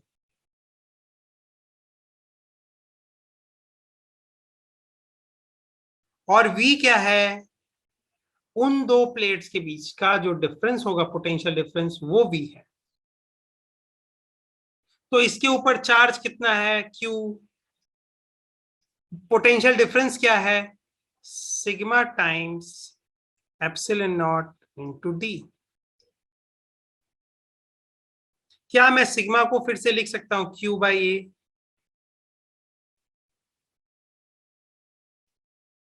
लिख सकता हूं कि नहीं? ये बताओ, क्या मैं इसको ऊपर ले जाऊं और इसको कैंसिल करके ले आऊं?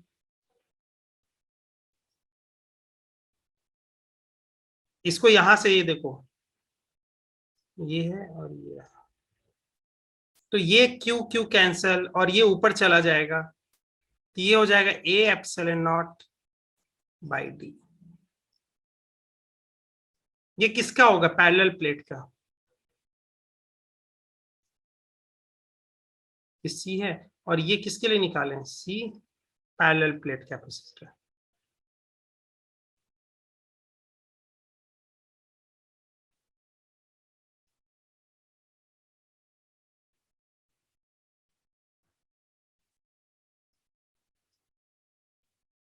आपने देखो यहां से डेफिनेशन से चालू किया था और यहां रीच किए हो। ऐसे चीज में आपसे पूछेगा कैपेसिटर, किसी भी कैपेसिटर का कैपेसिटेंस किसके ऊपर डिपेंड करता है, तो आप उस समय ये सीधे जज्बाती होके मत बोल दीजिएगा कि उसके ऊपर कितना चार्ज है उसके ऊपर डिपेंड करता है, नहीं। उन दोनों प्लेट्स के बीच में कितना पोटेंशियल डिफरेंस है वो बोल दीजिएगा, नहीं। सर आप तो लिख तो रहे हैं वो यही बात, C is equal to Q by B लिख रहे हो, तो मेरे को इतना आप बताते नहीं हो, Q C is directly proportional to Q, तो Q बढ़ाएंगे तो C बढ़ जाएगा। लेकिन मैं बोलूंगा इसके लिए आपको एक बात समझनी पड़ेगी। ये हम बचपन में करते थे, बचपन में जब करते थे तो उस समय ये बोलते थे कि Q और V आपस में इंडिपेंडेंट है,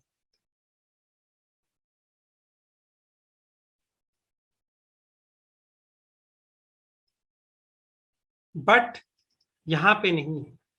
अगर देख लो यहां पे, आप बताओ पॉइंट चार्ज के कारण किसी पॉइंट P पे इलेक्ट्रिक पोटेंशियल क्या होता है बताओ। पॉइंट चार्ज है जिसके ऊपर वैल्यू दे रखा है Q, तो किसी पॉइंट P पे जो कि R डिस्टेंस दूर है उस पॉइंट चार्ज से, तो क्या होता है उसके ऊपर, इस पॉइंट पे इलेक्ट्रिक पोटेंशियल क्या होगा, VP क्या होगा बताओ। भूल गए, KQ/R।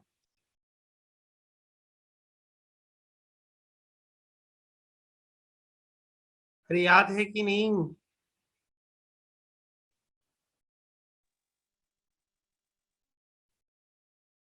अरे याद है। Yes sir. तो अगर है तो देखो यहाँ पे मैं बोल रहा हूं P, यहाँ क्या आपने बोला, अगर मान लो कि एक स्फेरिकल चार्ज वाला केस देखोगे आप कभी, स्फेरिकल चार्ज वाले में आप इसके ऊपर चार्ज क्यू दोगे तो इसके इस पॉइंट पे इसके स्फेरिकल सरफेस पे पोटेंशियल जो आएगा वो E एट सरफेस, आप इसको लिख सकते हो,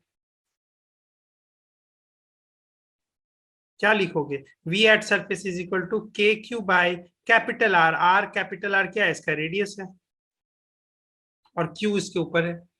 ये हो गया V एट सरफेस। क्या V of the surface depend upon Q है कि नहीं, यानी ये एक प्रकार से V Q के ऊपर डिपेंड कर रहा है कि नहीं। तो यानी इस केस में हम क्यों नहीं बोल सकते, क्योंकि हमें मालूम नहीं है कि कौन सा चीज कब कट रहा है, कितना कट रहा है। तो ये देखने के लिए ये डेफिनेशन जरूर है, बिल्कुल सही है, ये डेफिनेशन भी है, लेकिन Q और V के बीच में इंडिपेंडेंस नहीं है, डिपेंडेंसी है। तो इसी के लिए आपको पूछा जाए कि capacitance of a capacitor depends upon, तो कहिएगा किसके बोलिएगा, शेप, साइज, साइज किसके, प्लेट्स या किसी भी चीज कंडक्टर का सरफेस एरिया जो होगा उसके ऊपर डिपेंड करेगा, और मीडियम के ऊपर डिपेंड करेगा कि किस प्रकार का डाइलेक्ट्रिक कांस्टेंट उसके बीच में भरा गया, ना कि Q और V के ऊपर डिपेंड करेगा। और आप देखेंगे यहां पे अगर मैं 2Q कर दूंगा तो 2V हो जाएगा, और रेशियो वही रहेगा, C is equal to 2Q/2V, और Q रखूंगा तो V रह जाएगा। तो दो सब कुछ सेम आ रहा है और वो C रहेगा, यानी कैपेसिटेंस किसी भी कैपेसिटर का, अगर आप उसके ऊपर चार्ज दे रहे हो या घटा रहे हो या कुछ कर रहे हो, लेकिन उसका कैपेसिटेंस बना रहेगा। उसका कैपेसिटेंस उसके प्लेट के ऊपर कितना चार्ज आ रहा है, या उसके प्लेट के और दूसरे निगेटिव प्लेट के पॉजिटिव माइनस निगेटिव वाले के बीच में डिफरेंस कितना है इलेक्ट्रिक पोटेंशियल का, उसके ऊपर नहीं डिपेंड करेगा। ये बात समझ में आया।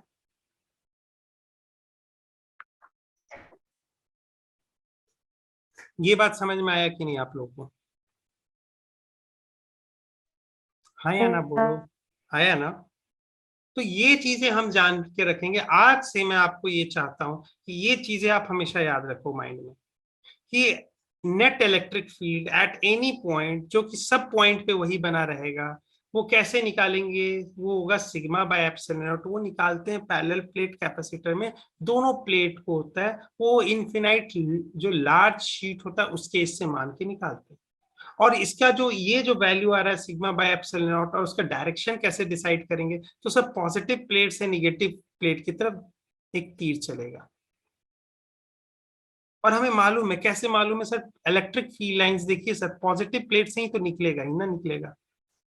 आप बोल रहे हो कोई चीज ये फील्ड लाइंस एस्केप नहीं कर रही, इंफिनिटी की ओर नहीं जा रही, जो चीज निकल रही है उसको एंड यहीं पे हो जाना है, निगेटिव प्लेट पे। तो भैया हम जानते हैं कि पॉजिटिव से हमेशा, पॉजिटिव सोर्स से क्या होता है? फील्ड लाइंस क्या होती है? ऑरिजिनेट होती है, और कहाँ जाके एंड होती है? निगेटिव में।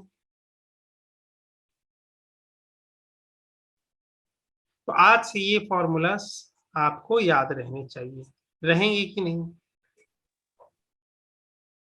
कि ये भी भूल जाओगे? क्या कोई डाउट है बेटा आपको? किसी को कोई डाउट?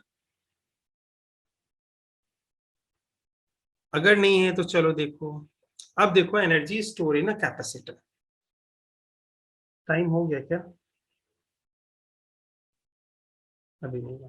अब बोल रहा है energy store in a capacitor, ये चीज हम जानते हैं।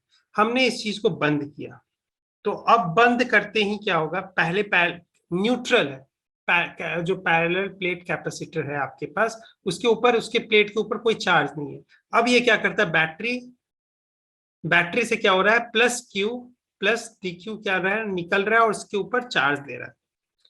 और इस कारण से क्या आ रहा है? चार्ज आ, मतलब इसके प्लेट के ऊपर चार्ज क्रिएट हो रहा है, और कह सकते हो पोटेंशियल, इन दोनों प्लेट के बीच में पोटेंशियल डिफरेंस जनरेट हो रहे हैं। और वो पोटेंशियल डिफरेंस कहां तक जनरेट होते हैं? जब तक ले ये V को मैच ना कर जाए। तो V plus minus V minus, ये क्या होगा? ये जो होगा सेल का जो होगा EMF उसके बराबर होगा। कब? जब जाके ये चीजें रुक जाएंगी। हमेशा नहीं तो ऐसे प्लेट यहां से निकल रही है पॉजिटिव चार्ज, यहां जा रही है, डूब रही है, फिर यहां से क्या हो रही है? वो पॉजिटिव चार्ज यहां से छोड़ के जाना पड़ रहा है, क्योंकि जितना बैटरी ने पॉजिटिव इधर भेजा होगा चार्ज में, उसको लेना पड़ेगा, तभी तो सर्किट कंप्लीट वाला सेंस बनेगा। और पॉजिटिव चार्ज क्यों मैं बोल रहा हूँ? पॉजिटिव चार्ज होता है तो सर इलेक्ट्रॉन का मोशन है, लेकिन करंट में, आज से आपकी बात समझ में रखिएगा कि करंट में हम ये अज्यूम करते हैं कि पॉजिटिव टर्मिनल से पॉजिटिव चार्ज चल रहा है, और वो पॉजिटिव चार्ज का जो फ्लो का डायरेक्शन है वही करंट का डायरेक्शन होता है, और इलेक्ट्रॉन का डायरेक्शन उसके अपोजिट होता है।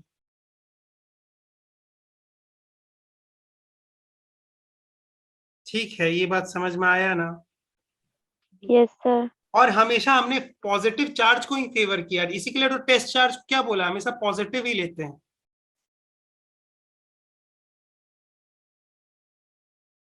तो हमेशा याद रखेंगे पॉजिटिव चार्ज क्या हो रहे हैं, इस टर्मिनल से, पॉजिटिव टर्मिनल से ऑरिजिनेट हो रहे हैं, जा रहे हैं, और इस प्लेट में यहाँ क्या हो जाए? स्टोर हो जा रहे हैं, यहाँ रुक जा रहे हैं। और उतना ही पॉजिटिव चार्ज ये क्या कर दे रहा है? ये प्लेट निकाल के फेंक दे रहा है, और इसको कहाँ जाके डूब रहा है? करंट, ये बैटरी में चला जा रहा है जितना इसने फेंका था। तो आप बताओ, क्या यहाँ से ऐसे कोई ये अगर मान लो कि आपके जो केस बोलोगे कि सर पॉजिटिव चार्ज तो नहीं चलता है, होता तो इलेक्ट्रॉन के केस में है, तो यहां से आपको क्या रहा होगा? इलेक्ट्रॉन यहां से निकल रहे होंगे और ऐसे जा रहे होंगे, ठीक है सर, और यहाँ पे जाके इक्युमुलेट हो जा रहे हैं, और यहाँ से क्या हो रहे हैं? इलेक्ट्रॉन फिर यहाँ से ऐसे जाएंगे, क्योंकि भैया यहाँ आके जमेंगे, तो भैया आपको सिस्टम को वापस तो करना पड़ेगा, वो इलेक्ट्रॉन तो यहाँ से निकलेंगे, और फिर ये इलेक्ट्रॉन जाके क्या हो रहे हैं? पॉजिटिव टर्मिनल में जाके खत्म हो जाएगा।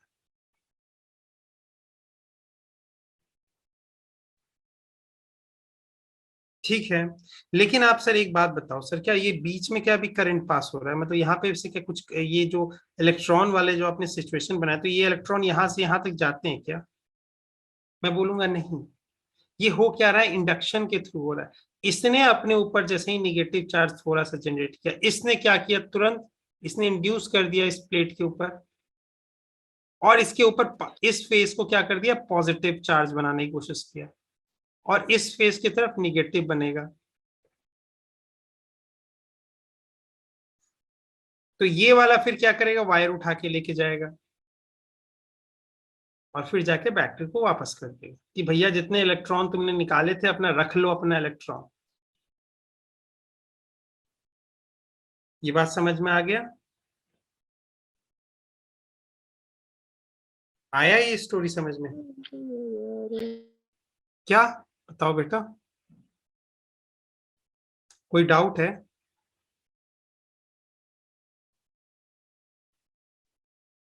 कोई डाउट है बताओ। No sir. ठीक है, तो ये चीज आप समझ गए हो। अब देखो, अब हमारे पास energy store in a capacitor कैसे निकालते हैं। तो एनर्जी स्टोर इन कैपेसिटर, आप इस फॉर्मूले को भी आप देख लो। ठीक है, dw होता है, एक चीज याद रखना आपको, जब आपने वर्क एनर्जी थ्योरम और जो आपको वर्क डन वाला चैप्टर हुआ होगा उस टाइम पे पढ़ाया गया था कि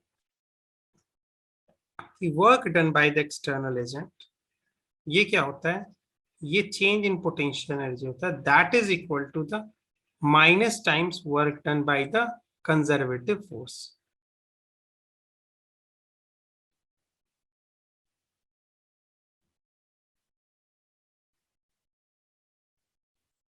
ये बात समझ में आ गई? ये आपको पढ़ाया जाता है, इसको आप मान लो। क्यों? क्योंकि जो वर्क डन एक्सटर्नल फोर्स करेगा, एजेंट करेगा, वो क्या हो रहा है, अगर आपने वर्क डन पॉजिटिव किया तो इसको भी पॉजिटिव होना पड़ेगा कि नहीं। और डेल्टा आप जब लिखते हो, डेल्टा यू कुछ भी लिखो, डेल्टा बी कुछ भी लिखोगे, तो इसका अर्थ क्या होता है, फाइनल माइनस इनिशियल। और क्योंकि यहाँ डेल्टा यू है तो यू लगा दो, यही डेल्टा वी होता तो वी लगाते हैं, यही डेल्टा पी होता तो ये लगाते हैं। समझ में आया क्या?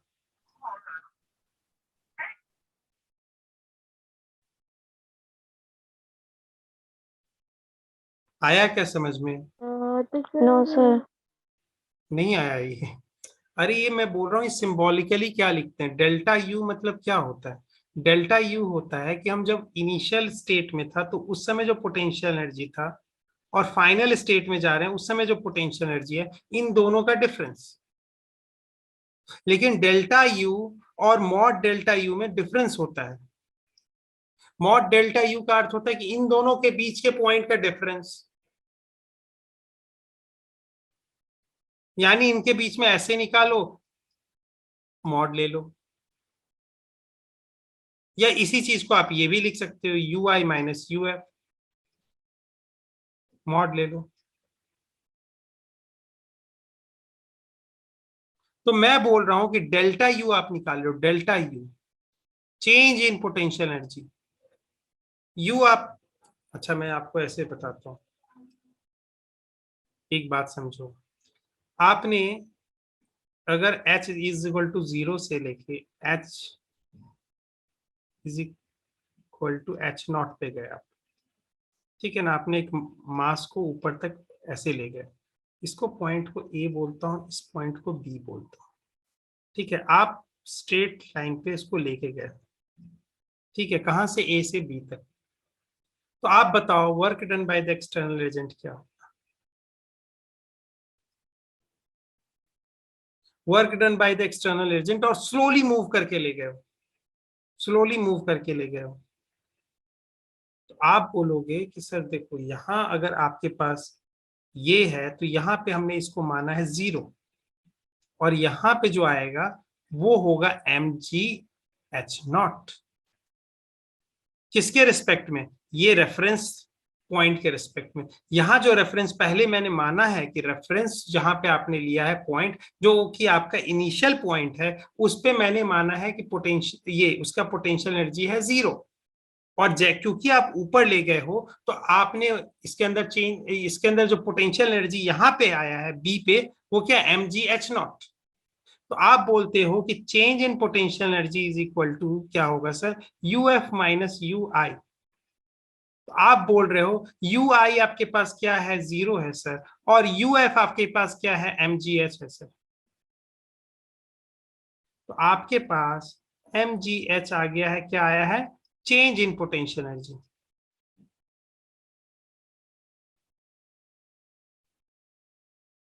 और मैंने क्या बोला कि change in potential energy the equal to the work done by external force. Same चीज देखो कैसे फोर्स किया होगा।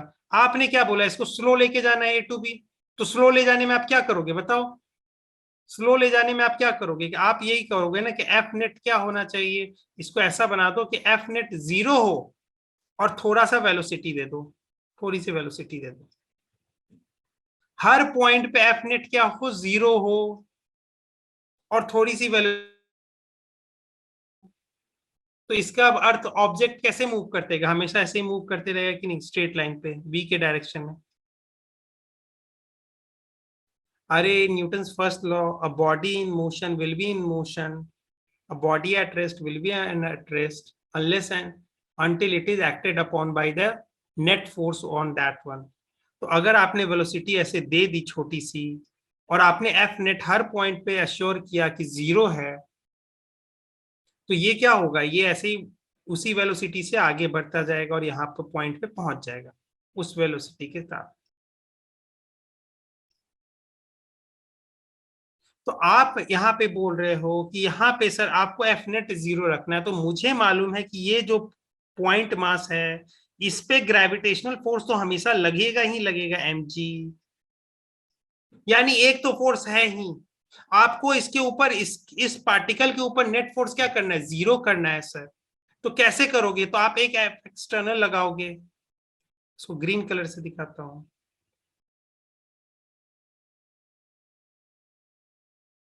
आप एफ एक्सटर्नल लगाओगे, लगाओगे कि नहीं, जिसका मैग्नीट्यूड क्या होना चाहिए, mg के बराबर। तो अगर आपके पास एफ एक्सटर्नल जो होगा वो क्या होना चाहिए, माइनस एफ ग्रेविटी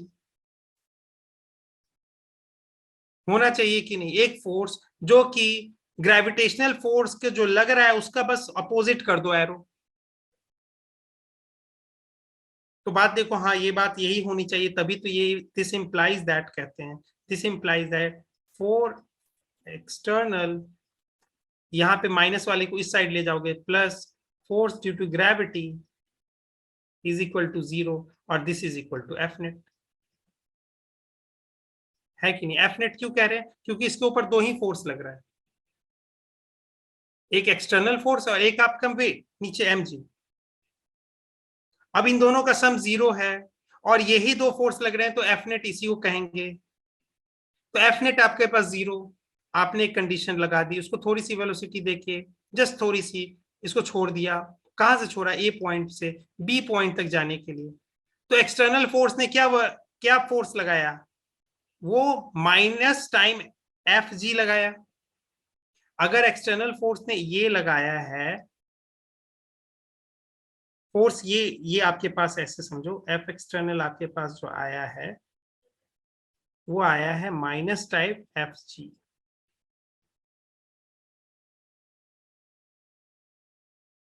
और आपके पास क्या है, और आपके पास यहाँ पे आप लिख रहे हो किसके छोटे छोटे ले रहे हो, ये तो एफ एक्सटर्नल आ गया। अब आपके पास work done by the external force कैसे लिखोगे, integration of F external by dot D r, लिखोगे कि नहीं।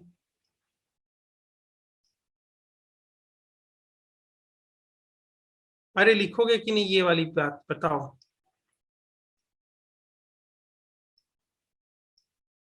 ए टू बी, ये लिखोगे कि नहीं बताओ।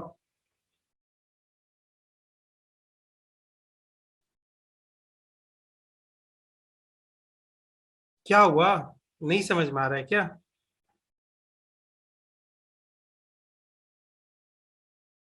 बोलो बेटा, नहीं समझ में आ रहा है तो मैं फिर से समझाऊंगा।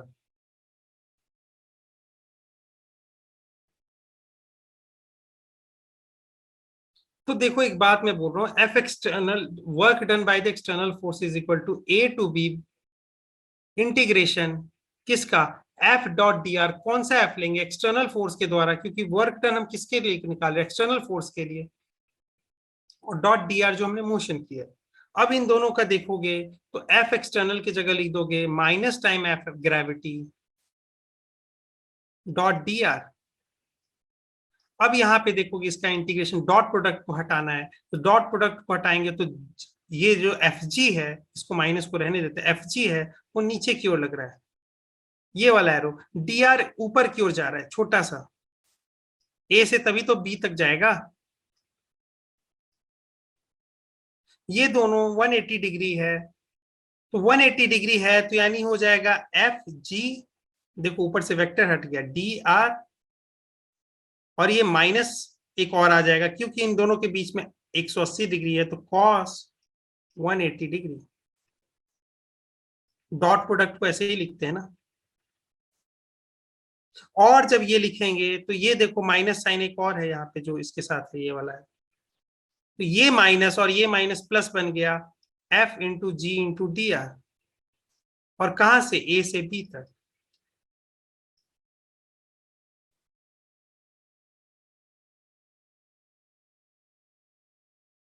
और एफ इंटू जी क्या है? एम जी है कि नहीं? और डी आर का क्या है? डी आर का छोटा छोटा पाथ का इंटीग्रेशन ए टू बी, यही एच है कि नहीं? यही एम जी एच आ रहा है कि नहीं? तो यानी work done by the external force is equal to the change in potential energy, जो कि एम जी एच आ रहा है, जो कि हमने निकाला चेंज इन पोटेंशियल एनर्जी। आया कि नहीं? ये वर्क डन में हम लोग पढ़ाते हैं इस चीज को।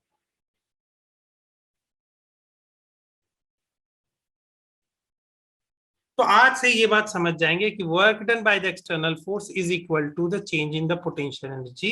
अगर हम एक पॉइंट से बी पॉइंट तक लेके जा रहे हैं तो हमें वर्क डन करना पड़ेगा, ठीक है? और वो वर्क डन पॉजिटिव होगा, तो इसका अर्थ है कि चेंज इन पोटेंशियल एनर्जी भी पॉजिटिव होगी। क्यों सर? क्योंकि ये पॉजिटिव, तो U delta U always greater than zero. Delta जब हटाते हैं, डेल्टा यू को ऐसे लिखते हैं यू एफ माइनस यू आई।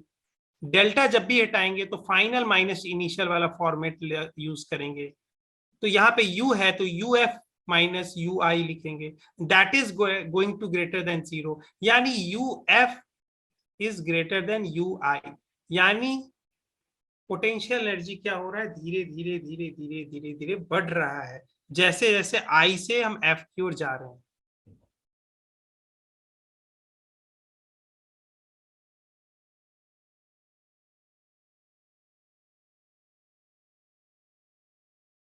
ये बात समझ में आ गई?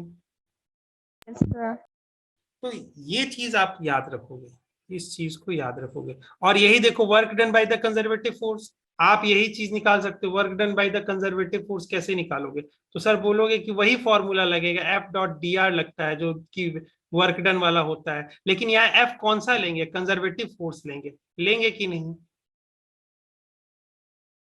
और कहां से जा रहे हैं सर? ए टू बी गए हैं।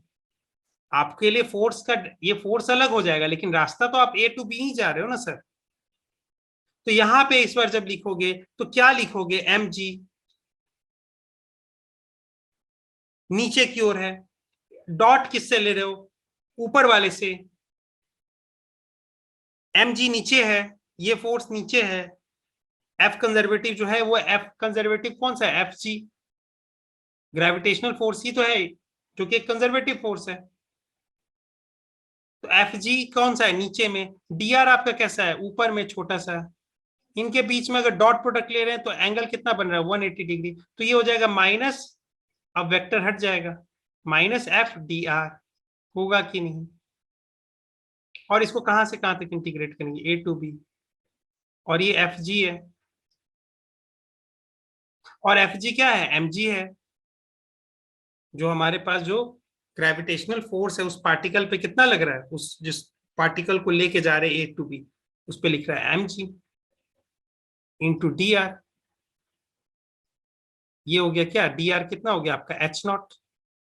वही हो जाएगा जो यहां से यहां तक गए थे, यहां से यहां तक गए थे। एच बोल दो, एच नॉट बोल दो, वही है। ठीक है, यानी एच हो गया आप कह लो। तो ये क्या हुआ, माइनस mgh आया कि नहीं, यहाँ पे माइनस, या ये माइनस आ गया, mg माइनस बाहर आ गया, dr का इंटीग्रेशन कहां से, a से b तक, तो ये h है, तो माइनस mgh। और यही कह रहा हूं ना कि minus the work done by the conservative force, यानी मैं आपको क्या बोला, work done by the conservative force, work done by the conservative force, मान लो इसको ऐसे लिखो, conservative force CF, this is equal to minus this one is equal to delta U लिख रहे हैं, तो इसको माइनस को इस साइड ले आओ,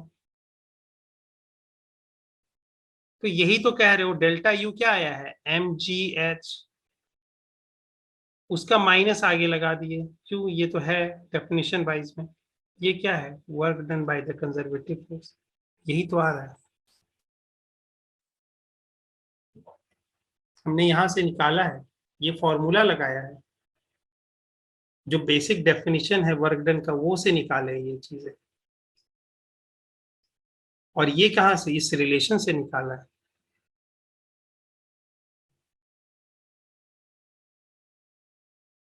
ठीक है, ये बात समझ में आया। Yes sir. तो ये बात समझ लेना कि हम जब वर्क करते हैं तो, और पोटेंशियल एनर्जी को एक और चीज ये बात याद रखना, potential energy at any point जो अगर लिखोगे तो Q इंटू वीपी लिखोगे, ठीक है, Q इंटू वीपी होगा। अब आपके पास किसी पॉइंट पे इलेक्ट्रिक पोटेंशियल दिया होगा, इलेक्ट्रिक पोटेंशियल दिया होगा, और टेस्ट चार्ज जिसको लेके आया गया है इंफिनाइट से उस पॉइंट तक, उसका वैल्यू क्यू नॉट दिया होगा, तो उस क्यू नॉट की पोटेंशियल एनर्जी क्या होगी, क्यू इंटू जिस पॉइंट पे है उसका इलेक्ट्रिक पोटेंशियल, इन दोनों का मल्टीप्लीकेशन होगा, तो उस पार्टिकल U0, यानी उस पार्टिकल की पोटेंशियल एनर्जी वो बताएगा। ठीक है, तो यहाँ पे यही देखो, यही बात हो गई, DW जो work done by the battery होगा, वो क्या लिख रहे हो, बता रहे हो डेल्टा यू होता है सर, डेल्टा यू क्या होता है सर, आप बोले खुद से ही, डेल्टा यू आपने क्या बोला कि delta U is equal to Q into delta V होता है, डेल्टा यू आप सर, तो इसको क्लीन कर देते, आपने सर ऊपर वाली बात में बताई थी कि जो DW होता है वो डेल्टा यू होता है बाय द एक्सटर्नल, यहाँ एक्सटर्नल कौन सा है, बैटरी है, बैटरी काम करेगा इस बार, ठीक है, तो डेल्टा यू आप बोल रहे हो सर, तो डेल्टा यू कैसे लिखाता है, आपने क्या बोला है कि U at point P is equal to क्या होगा, sorry U of particle zero, मान लेते हैं पार्टिकल जीरो, जिसके ऊपर चार्ज दे रखा है क्यू नॉट, और कहीं पॉइंट पे खड़ा है V1 पे, तो V किसी पॉइंट पे 1 पे खड़ा है, तो उसका पोटेंशियल, इलेक्ट्रिक पोटेंशियल V1 आ गया, टाइम्स क्यू नॉट करेंगे, तो उस मतलब वो टेस्ट चार्ज पार्टिकल का वो क्या देगा, उस पॉइंट पे क्या पोटेंशियल एनर्जी है, तो इसको ऐसे लिख देंगे, U of that particle at that point, इस पॉइंट को चलो AB में लिखते हैं, वो सही रहेगा, पॉइंट के लिए AB, और नंबर्स किसके लिए, पार्टिकल के लिए। अब मैं बोलता हूं कि सेम पार्टिकल अब यहां से A पॉइंट से B तक गया है, ये पार्टिकल Q नॉट वाला A से B तक गया है, तो यहां पे पोटेंशियल क्या लिखोगे, VB, वो सेम पार्टिकल का मतलब potential energy V of that same test particle at, लेकिन B, A नहीं,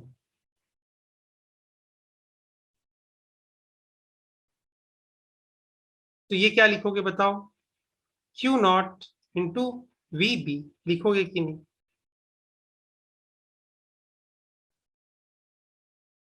बताओ, लिखोगे कि नहीं,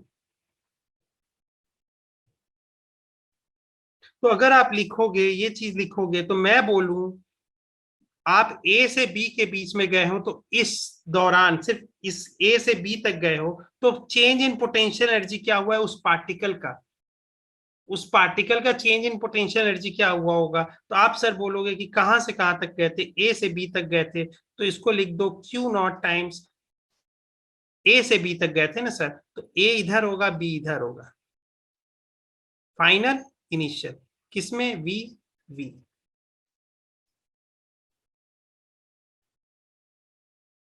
यही होगा, इसका सब्ट्रैक्शन कर लो।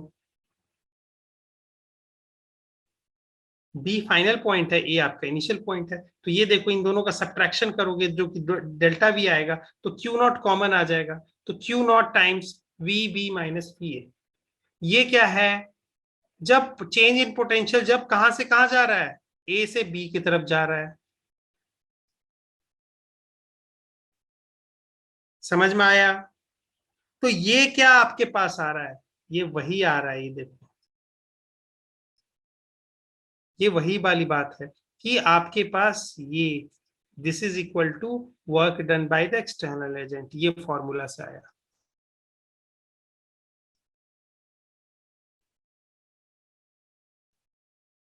ठीक है, तो इस चीज को आप, ठीक है, डेफिनेशंस आपको नहीं आ रहे हैं इतने चीजें वर्क डन वाले में, जब हम इसको बहुत एक्सक्लूसिवली वे में यूज करते हैं उस चीजों का टाइम के लिए है। ठीक है, कोई बात नहीं है, लेकिन आप ये बात देखो, ये आपके पास आता है वर्क, और फिर हम कैलकुलेट करते हैं ये वी डी क्यू को कैसे लिखते हैं। वी को हमने क्या लिख दिया, वी को हमने डी क्यू के टर्म्स में हमें इंटीग्रेट करना है, तो क्या हम जानते हैं कि वी को हम क्यू बाई सी भी लिख सकते हैं कि नहीं, स्मॉल क्यू लिखते हैं, डी क्यू है तो सी के टर्म्स में स्मॉल क्यू बाई सी लिख सकते हैं, नहीं हम लिख सकते हैं कि नहीं, तो लिख दिया हमने, वी की जगह क्यू बाई सी रख दिया। अब एक बात बताओ, क्या सी कांस्टेंट रहेगा कि नहीं, आप प्लेट पे चार्ज कितना भी देते जाओ, डी क्यू बढ़ाओ, डी क्यू मतलब छोटे छोटे चार्ज बढ़ाते जा रहे हो, देते जा रहे हो, देते जा रहे हो, देते जा रहे हो, लेकिन सी तो उसके लिए कांस्टेंट बना हुआ है पैरेलल प्लेट कैपेसिटर के लिए, तब तो वो बाहर आ जाएगा। तो 1/c क्यू डी क्यू का इंटीग्रेशन कहां तक, आप इसको पहले न्यूट्रल स्टेट था, यानी इसके बीच में पोटेंशियल डिफरेंस बिल्कुल नहीं थी, चार्ज इसके ऊपर कुछ नहीं था, आपने बैटरी ने क्या किया है, इसको स्टार्ट किया है, पहले थोड़ा सा पॉजिटिव चार्ज दिया है और जाके ये एक्यूमुलेट हो गया है, फिर उसके बाद यहां से पॉजिटिव चार्ज निकलवा लिया अपना, और फिर ये चला गया अंदर। ठीक उसी प्रकार से आपने जैसे थोड़ा थोड़ा करके सब कुछ क्या कर दिया, इसको पूरा पॉजिटिवली चार्ज बना दिया, और इसके ऊपर टोटल चार्ज क्या आ गया, कैपिटल क्यू। तो इस पाथ को जीरो से कैपिटल क्यू तक ले गए हो, इस चीज को, प्रोसेस को। ठीक है, तो ये लिमिट आएगा जीरो से कैपिटल क्यू तक, और क्यू डी क्यू का इंटीग्रेशन क्या होता है, इसको ऐसे समझो एक्स डी एक्स का इंटीग्रेशन की तरह। क्यू एक वेरिएबल है और डी क्यू उसका क्या है, जिसके टर्म्स में हमें इंटीग्रेट करना है। एक्स डी एक्स का जैसे integration x square by to होता है, वैसे क्यू डी क्यू का integration Q square by to होगा, और लिमिट अपना लगा रहेगा जीरो से क्यू तक। तो इसके बाद जो आता है वो आता है work done by the battery, this is equal to Q square by two से। अब देखो इस चीज को हमेशा याद रखना, इस चीज को याद रखना कि ये वाला जो आया है क्यू स्क्वायर बाई टू सी, इसके जगह अगर आप चाहो तो आप v के टर्म्स में भी लिख सकते हो ना, u इज इक्वल टू, यानी जो आपने जो, या ये बात समझो, आपको मैं ये बोलना चाह रहा हूं कि अगर एक्सटर्नल एजेंट काम करेगा इस सिस्टम पे, तो वो काम जाएगा कहाँ, वो काम जाएगा कहाँ, तो आप कहोगे कि सर ये कैपेसिटर के एक्सटर्नल एजेंट कौन है इस बार, सेल, सेल जो है वो एक्सटर्नल एजेंट है। तो सेल जो वर्क कर रहा है वो एक्चुअली क्या हो रहा है, वो हो रहा है कि potential energy into this, sorry potential energy this नहीं बोला, potential energy store in this,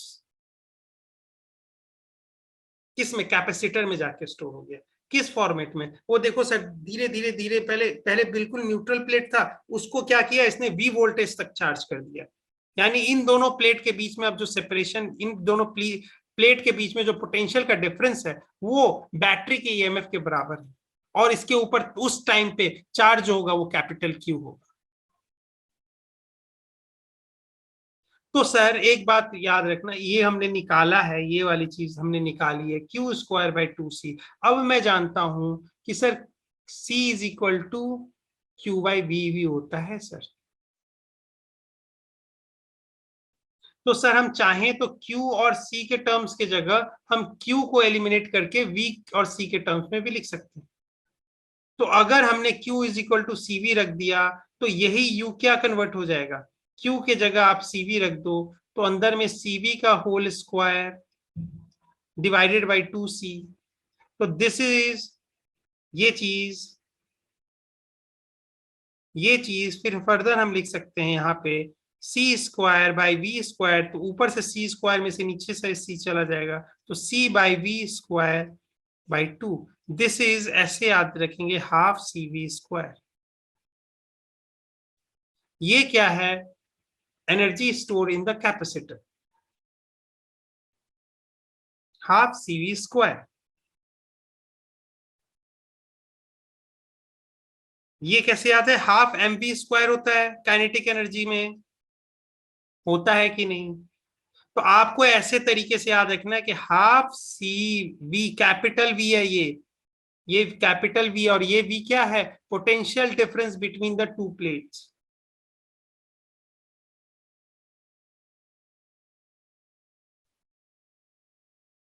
ठीक है, तो ये चीज याद रखने के लिए आसान रहेगी। तो ये फॉर्मूला सबसे आराम से याद रखेंगे। और इसको अगर मान लो क्यू के टर्म्स में पूछेगा कि क्यू के टर्म्स में मुझे नहीं चाहिए, मुझे चाहिए क्यू के टर्म्स में, आप तीन, आपके पास ऑप्शन है जो एक दूसरे से रिलेटेड है, सी क्यू और वी। तो आपको दो टर्म हमेशा यूज करना है। आप क्यू और सी के टर्म्स में लिखोगे तो यू ऐसे आएगा। आप सी और वी के टर्म्स में देखो, पहले में क्या आपने लिखा है, आपने पहले में लिया है सी, क्यू और सी को लिया है। इधर देखो क्यू और सी को लिया है ना, सिर्फ एक फॉर्मूला इससे बना दिया है। दूसरा आपने लिया है यहाँ पे सी और वी लिया है। और तीसरा क्या बच रहा है, देखो सी और क्यू ले लिया, सी और वी ले लिया, क्या क्यू और वी लेके भी बना सकते हो। हाँ तीसरा ये देखो क्यू और वी लेके भी बना दिया। ये कैसे हो रहा है सर, तो ये फॉर्मूला साथ में एक और इंडिपेंडेंट फॉर्मूला, ये फॉर्मूला में जो आ रहा है ना, एक्चुअली में यहाँ पे ये तीनों टर्म्स रिलेटेड। तो एक को चाहें तो दूसरे के फॉर्मेट में बना बना के लिख सकते हैं। समझ में आ गया, लेकिन याद कैसे करेंगे, ये वाला याद रखेंगे, ये आसान तरीका है। अगर आपके पास दिया हुआ है कि कैपेसिटेंस, आपकी कोई भी कैपेसिटर की 2 माइक्रोफैराड है, और उन जो कैपेसिटर है पैरेलल प्लेट कैपेसिटर, उस प्लेट के बीच में आपका 2 वोल्ट का क्या दे रखा है, 2 वोल्ट का आपका पोटेंशियल डिफरेंस है। तो आपसे पूछा जा रहा है कि उसके अंदर, कैपेसिटर के अंदर यू क्या है, यानी एनर्जी स्टोर कितना है, पोटेंशियल एनर्जी स्टोर कितना है। तो आप क्या करोगे, हाफ सी वी स्क्वायर लिखोगे और सी का वैल्यू डाल दोगे और वी का वैल्यू डाल दोगे। अगर यही लिखा रहेगा कि सर यहाँ पे इसके जगह लिख दिया 2 माइक्रोफैराड और ये है, तो यहाँ पे देखो ये लग देते हैं क्यू बाई वी। तो यहाँ पे C 2 माइक्रोफैराड है ना, और यहाँ वोल्टेज कितना दे रखा है, 2 वोल्ट। तो क्यू निकाल लेते हैं इससे, तो क्यू कितना हो जाएगा, 4 माइक्रो कूलम। तो यहाँ पे आपके इस ये ना देके, ये सेट ना देके आपके पास दिया हुआ है कि सर 4 माइक्रो कूलम आपके पास है और 2 वोल्ट का बैटरी लगा रखा है, 2 वोल्ट है उसका potential difference across the plate. तो आप उसके अंदर ये एनर्जी, मतलब जो आपके पास पोटेंशियल एनर्जी जो स्टोर्ड है वो निकालो। तब आप क्या कहोगे कि सर यहाँ पे आपके पास सी दे रखा है, सॉरी ये क्यू दे रखा है, और आपके वी दे रखा है। या तो आप वही तरीका करो कि आप इसी फॉर्मूले को बोलो कि हाफ सी वी स्क्वायर ही है मुझे लगाना, और यहां से आपके पास सी नहीं दे रखा है तो ये वाला फॉर्मूला यूज करके सी निकाल लो। वी तो दे रखा है और सी निकाल लेना यहां से क्यू बाई वी का, और ये सब्स्टिट्यूट करके इसके अंदर ये जो वैल्यू आएगी वो क्या है रहेगी, energy store in a parallel plate capacitor. समझ में आई बात। यस।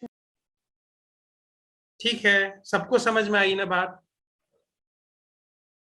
अरे हाँ या ना बोलो। यस। ठीक है, चलो ठीक है। अब यहाँ के बाद टाइम हो गया क्या? हाँ ठीक है, चलो अब नेक्स्ट डे मैं आपको पढ़ा दूंगा। एक सेकेंड, नेक्स्ट डे आपको दिखा देता हूँ कि क्या क्या रहेगा। अब हमारे पास कॉम्बिनेशंस के बारे में बात करेंगे। ठीक है, कॉम्बिनेशंस को मैं थोड़ा फास्ट ही पढ़ाते जाऊंगा। अभी देखो थोड़ा थोड़ा आपको लगेगा भी अब, लेकिन एप्लीकेशन पार्ट आ रहा है सब कुछ। जो डेफिनेशंस और ये चीजें थी उधर खत्म हो गई थी, अब उसका एप्लीकेशन आ रहा। अब यहाँ पूछा जाएगा इलेक्ट्रिक फील्ड इंटेंसिटी क्या होगा, ये क्या होगा, वो क्या होगा, ऐसे फॉर्मूलेज लगाए जाएंगे। इसको आपको याद रखना है। आपसे मैं पूछूं कि यहाँ पे पैरेलल प्लेट कैपेसिटर में किसी भी पॉइंट जो कि इनसाइड कोई पॉइंट है पी, वहां पे इलेक्ट्रिक फील्ड इंटेंसिटी क्या होती है, तो आपको याद होना चाहिए सिग्मा बाय एप्सिलॉन नॉट। इन दो प्लेट के बीच में पोटेंशियल डिफरेंस क्या होता है, तो E इंटू डी होता है, और E हो गया आपके पास sigma by epsilon naught into d. तो ये हो गया पोटेंशियल डिफरेंस। लेकिन इसमें VF कौन सा लेंगे, VI कौन सा लेंगे, तो सब पॉजिटिव प्लेट वाला हाई पोटेंशियल पे होता है और निगेटिव प्लेट वाला लो पोटेंशियल पे होता है। और ये दोनों का डिफरेंस जो होगा वो होगा sigma by epsilon not, sigma by epsilon naught into D. Parallel plate capacitor में C का वैल्यू क्या होगा, कैपेसिटेंस कैसे निकालेंगे? तो आप बोलोगे कि सर देखो Q रख दो यहाँ पे, Q रख दो ऊपर, Q बाई V हमेशा फॉर्मूला लागू होता है, तो Q आप रखोगे तो ऊपर रखा Q, नीचे में आप रखोगे सिग्मा की जगह Q बाई A रख दो सर, इनटू एप्सिलॉन नॉट है और टाइम्स D, ये है सर। तो यहाँ पे देखो Q Q कट गया और A इंटू एप्सिलॉन नॉट ऊपर चला गया डिवाइडेड बाई D। ये क्या है, पैरेलल प्लेट कैपेसिटर का कैपेसिटेंस।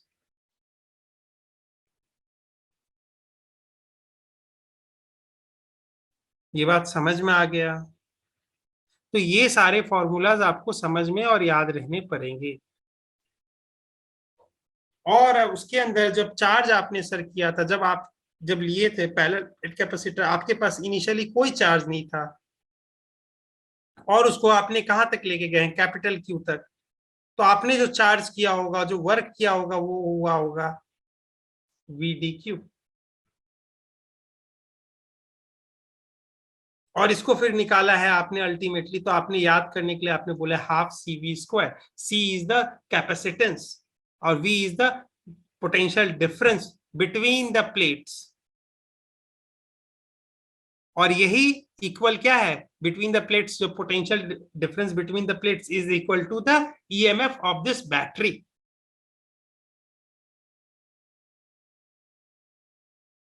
तो ये चीज छोटे छोटे फॉर्मूलाज आएंगे, आज से कर लोगे कि नहीं? Yes sir. सब लोग ट्राई करेंगे कैपेसिटेंस में और फिर इसको करेंगे, ठीक है? चलो बेटा, आज का क्लास में यहीं पे एंड करता हूँ, बाकी नेक्स्ट डे पढ़ाऊंगा मतलब। ठीक है, ठीक है बेटा, कोई डाउट? ईशा नो बेटा, सर। ईशा बेटा आपको है, या कृष्ण बेटा आपको है क्या? रिया, इशिता? No sir. नहीं है ना? रिया बेटा आप हो कि नहीं हो? आप लगा के चले गए हो क्या, मुझे लग रहा है। और कृष्ण बेटा आप पे भी मुझे शक है। चलो कोई नहीं, बच्चे हो यार, मैं कभी भी इसको कंप्लेन नहीं करूंगा, लेकिन आप थोड़ा सा सीरियस हो जाओ, ठीक है? चलो बेटा, bye. Thank you sir. Bye.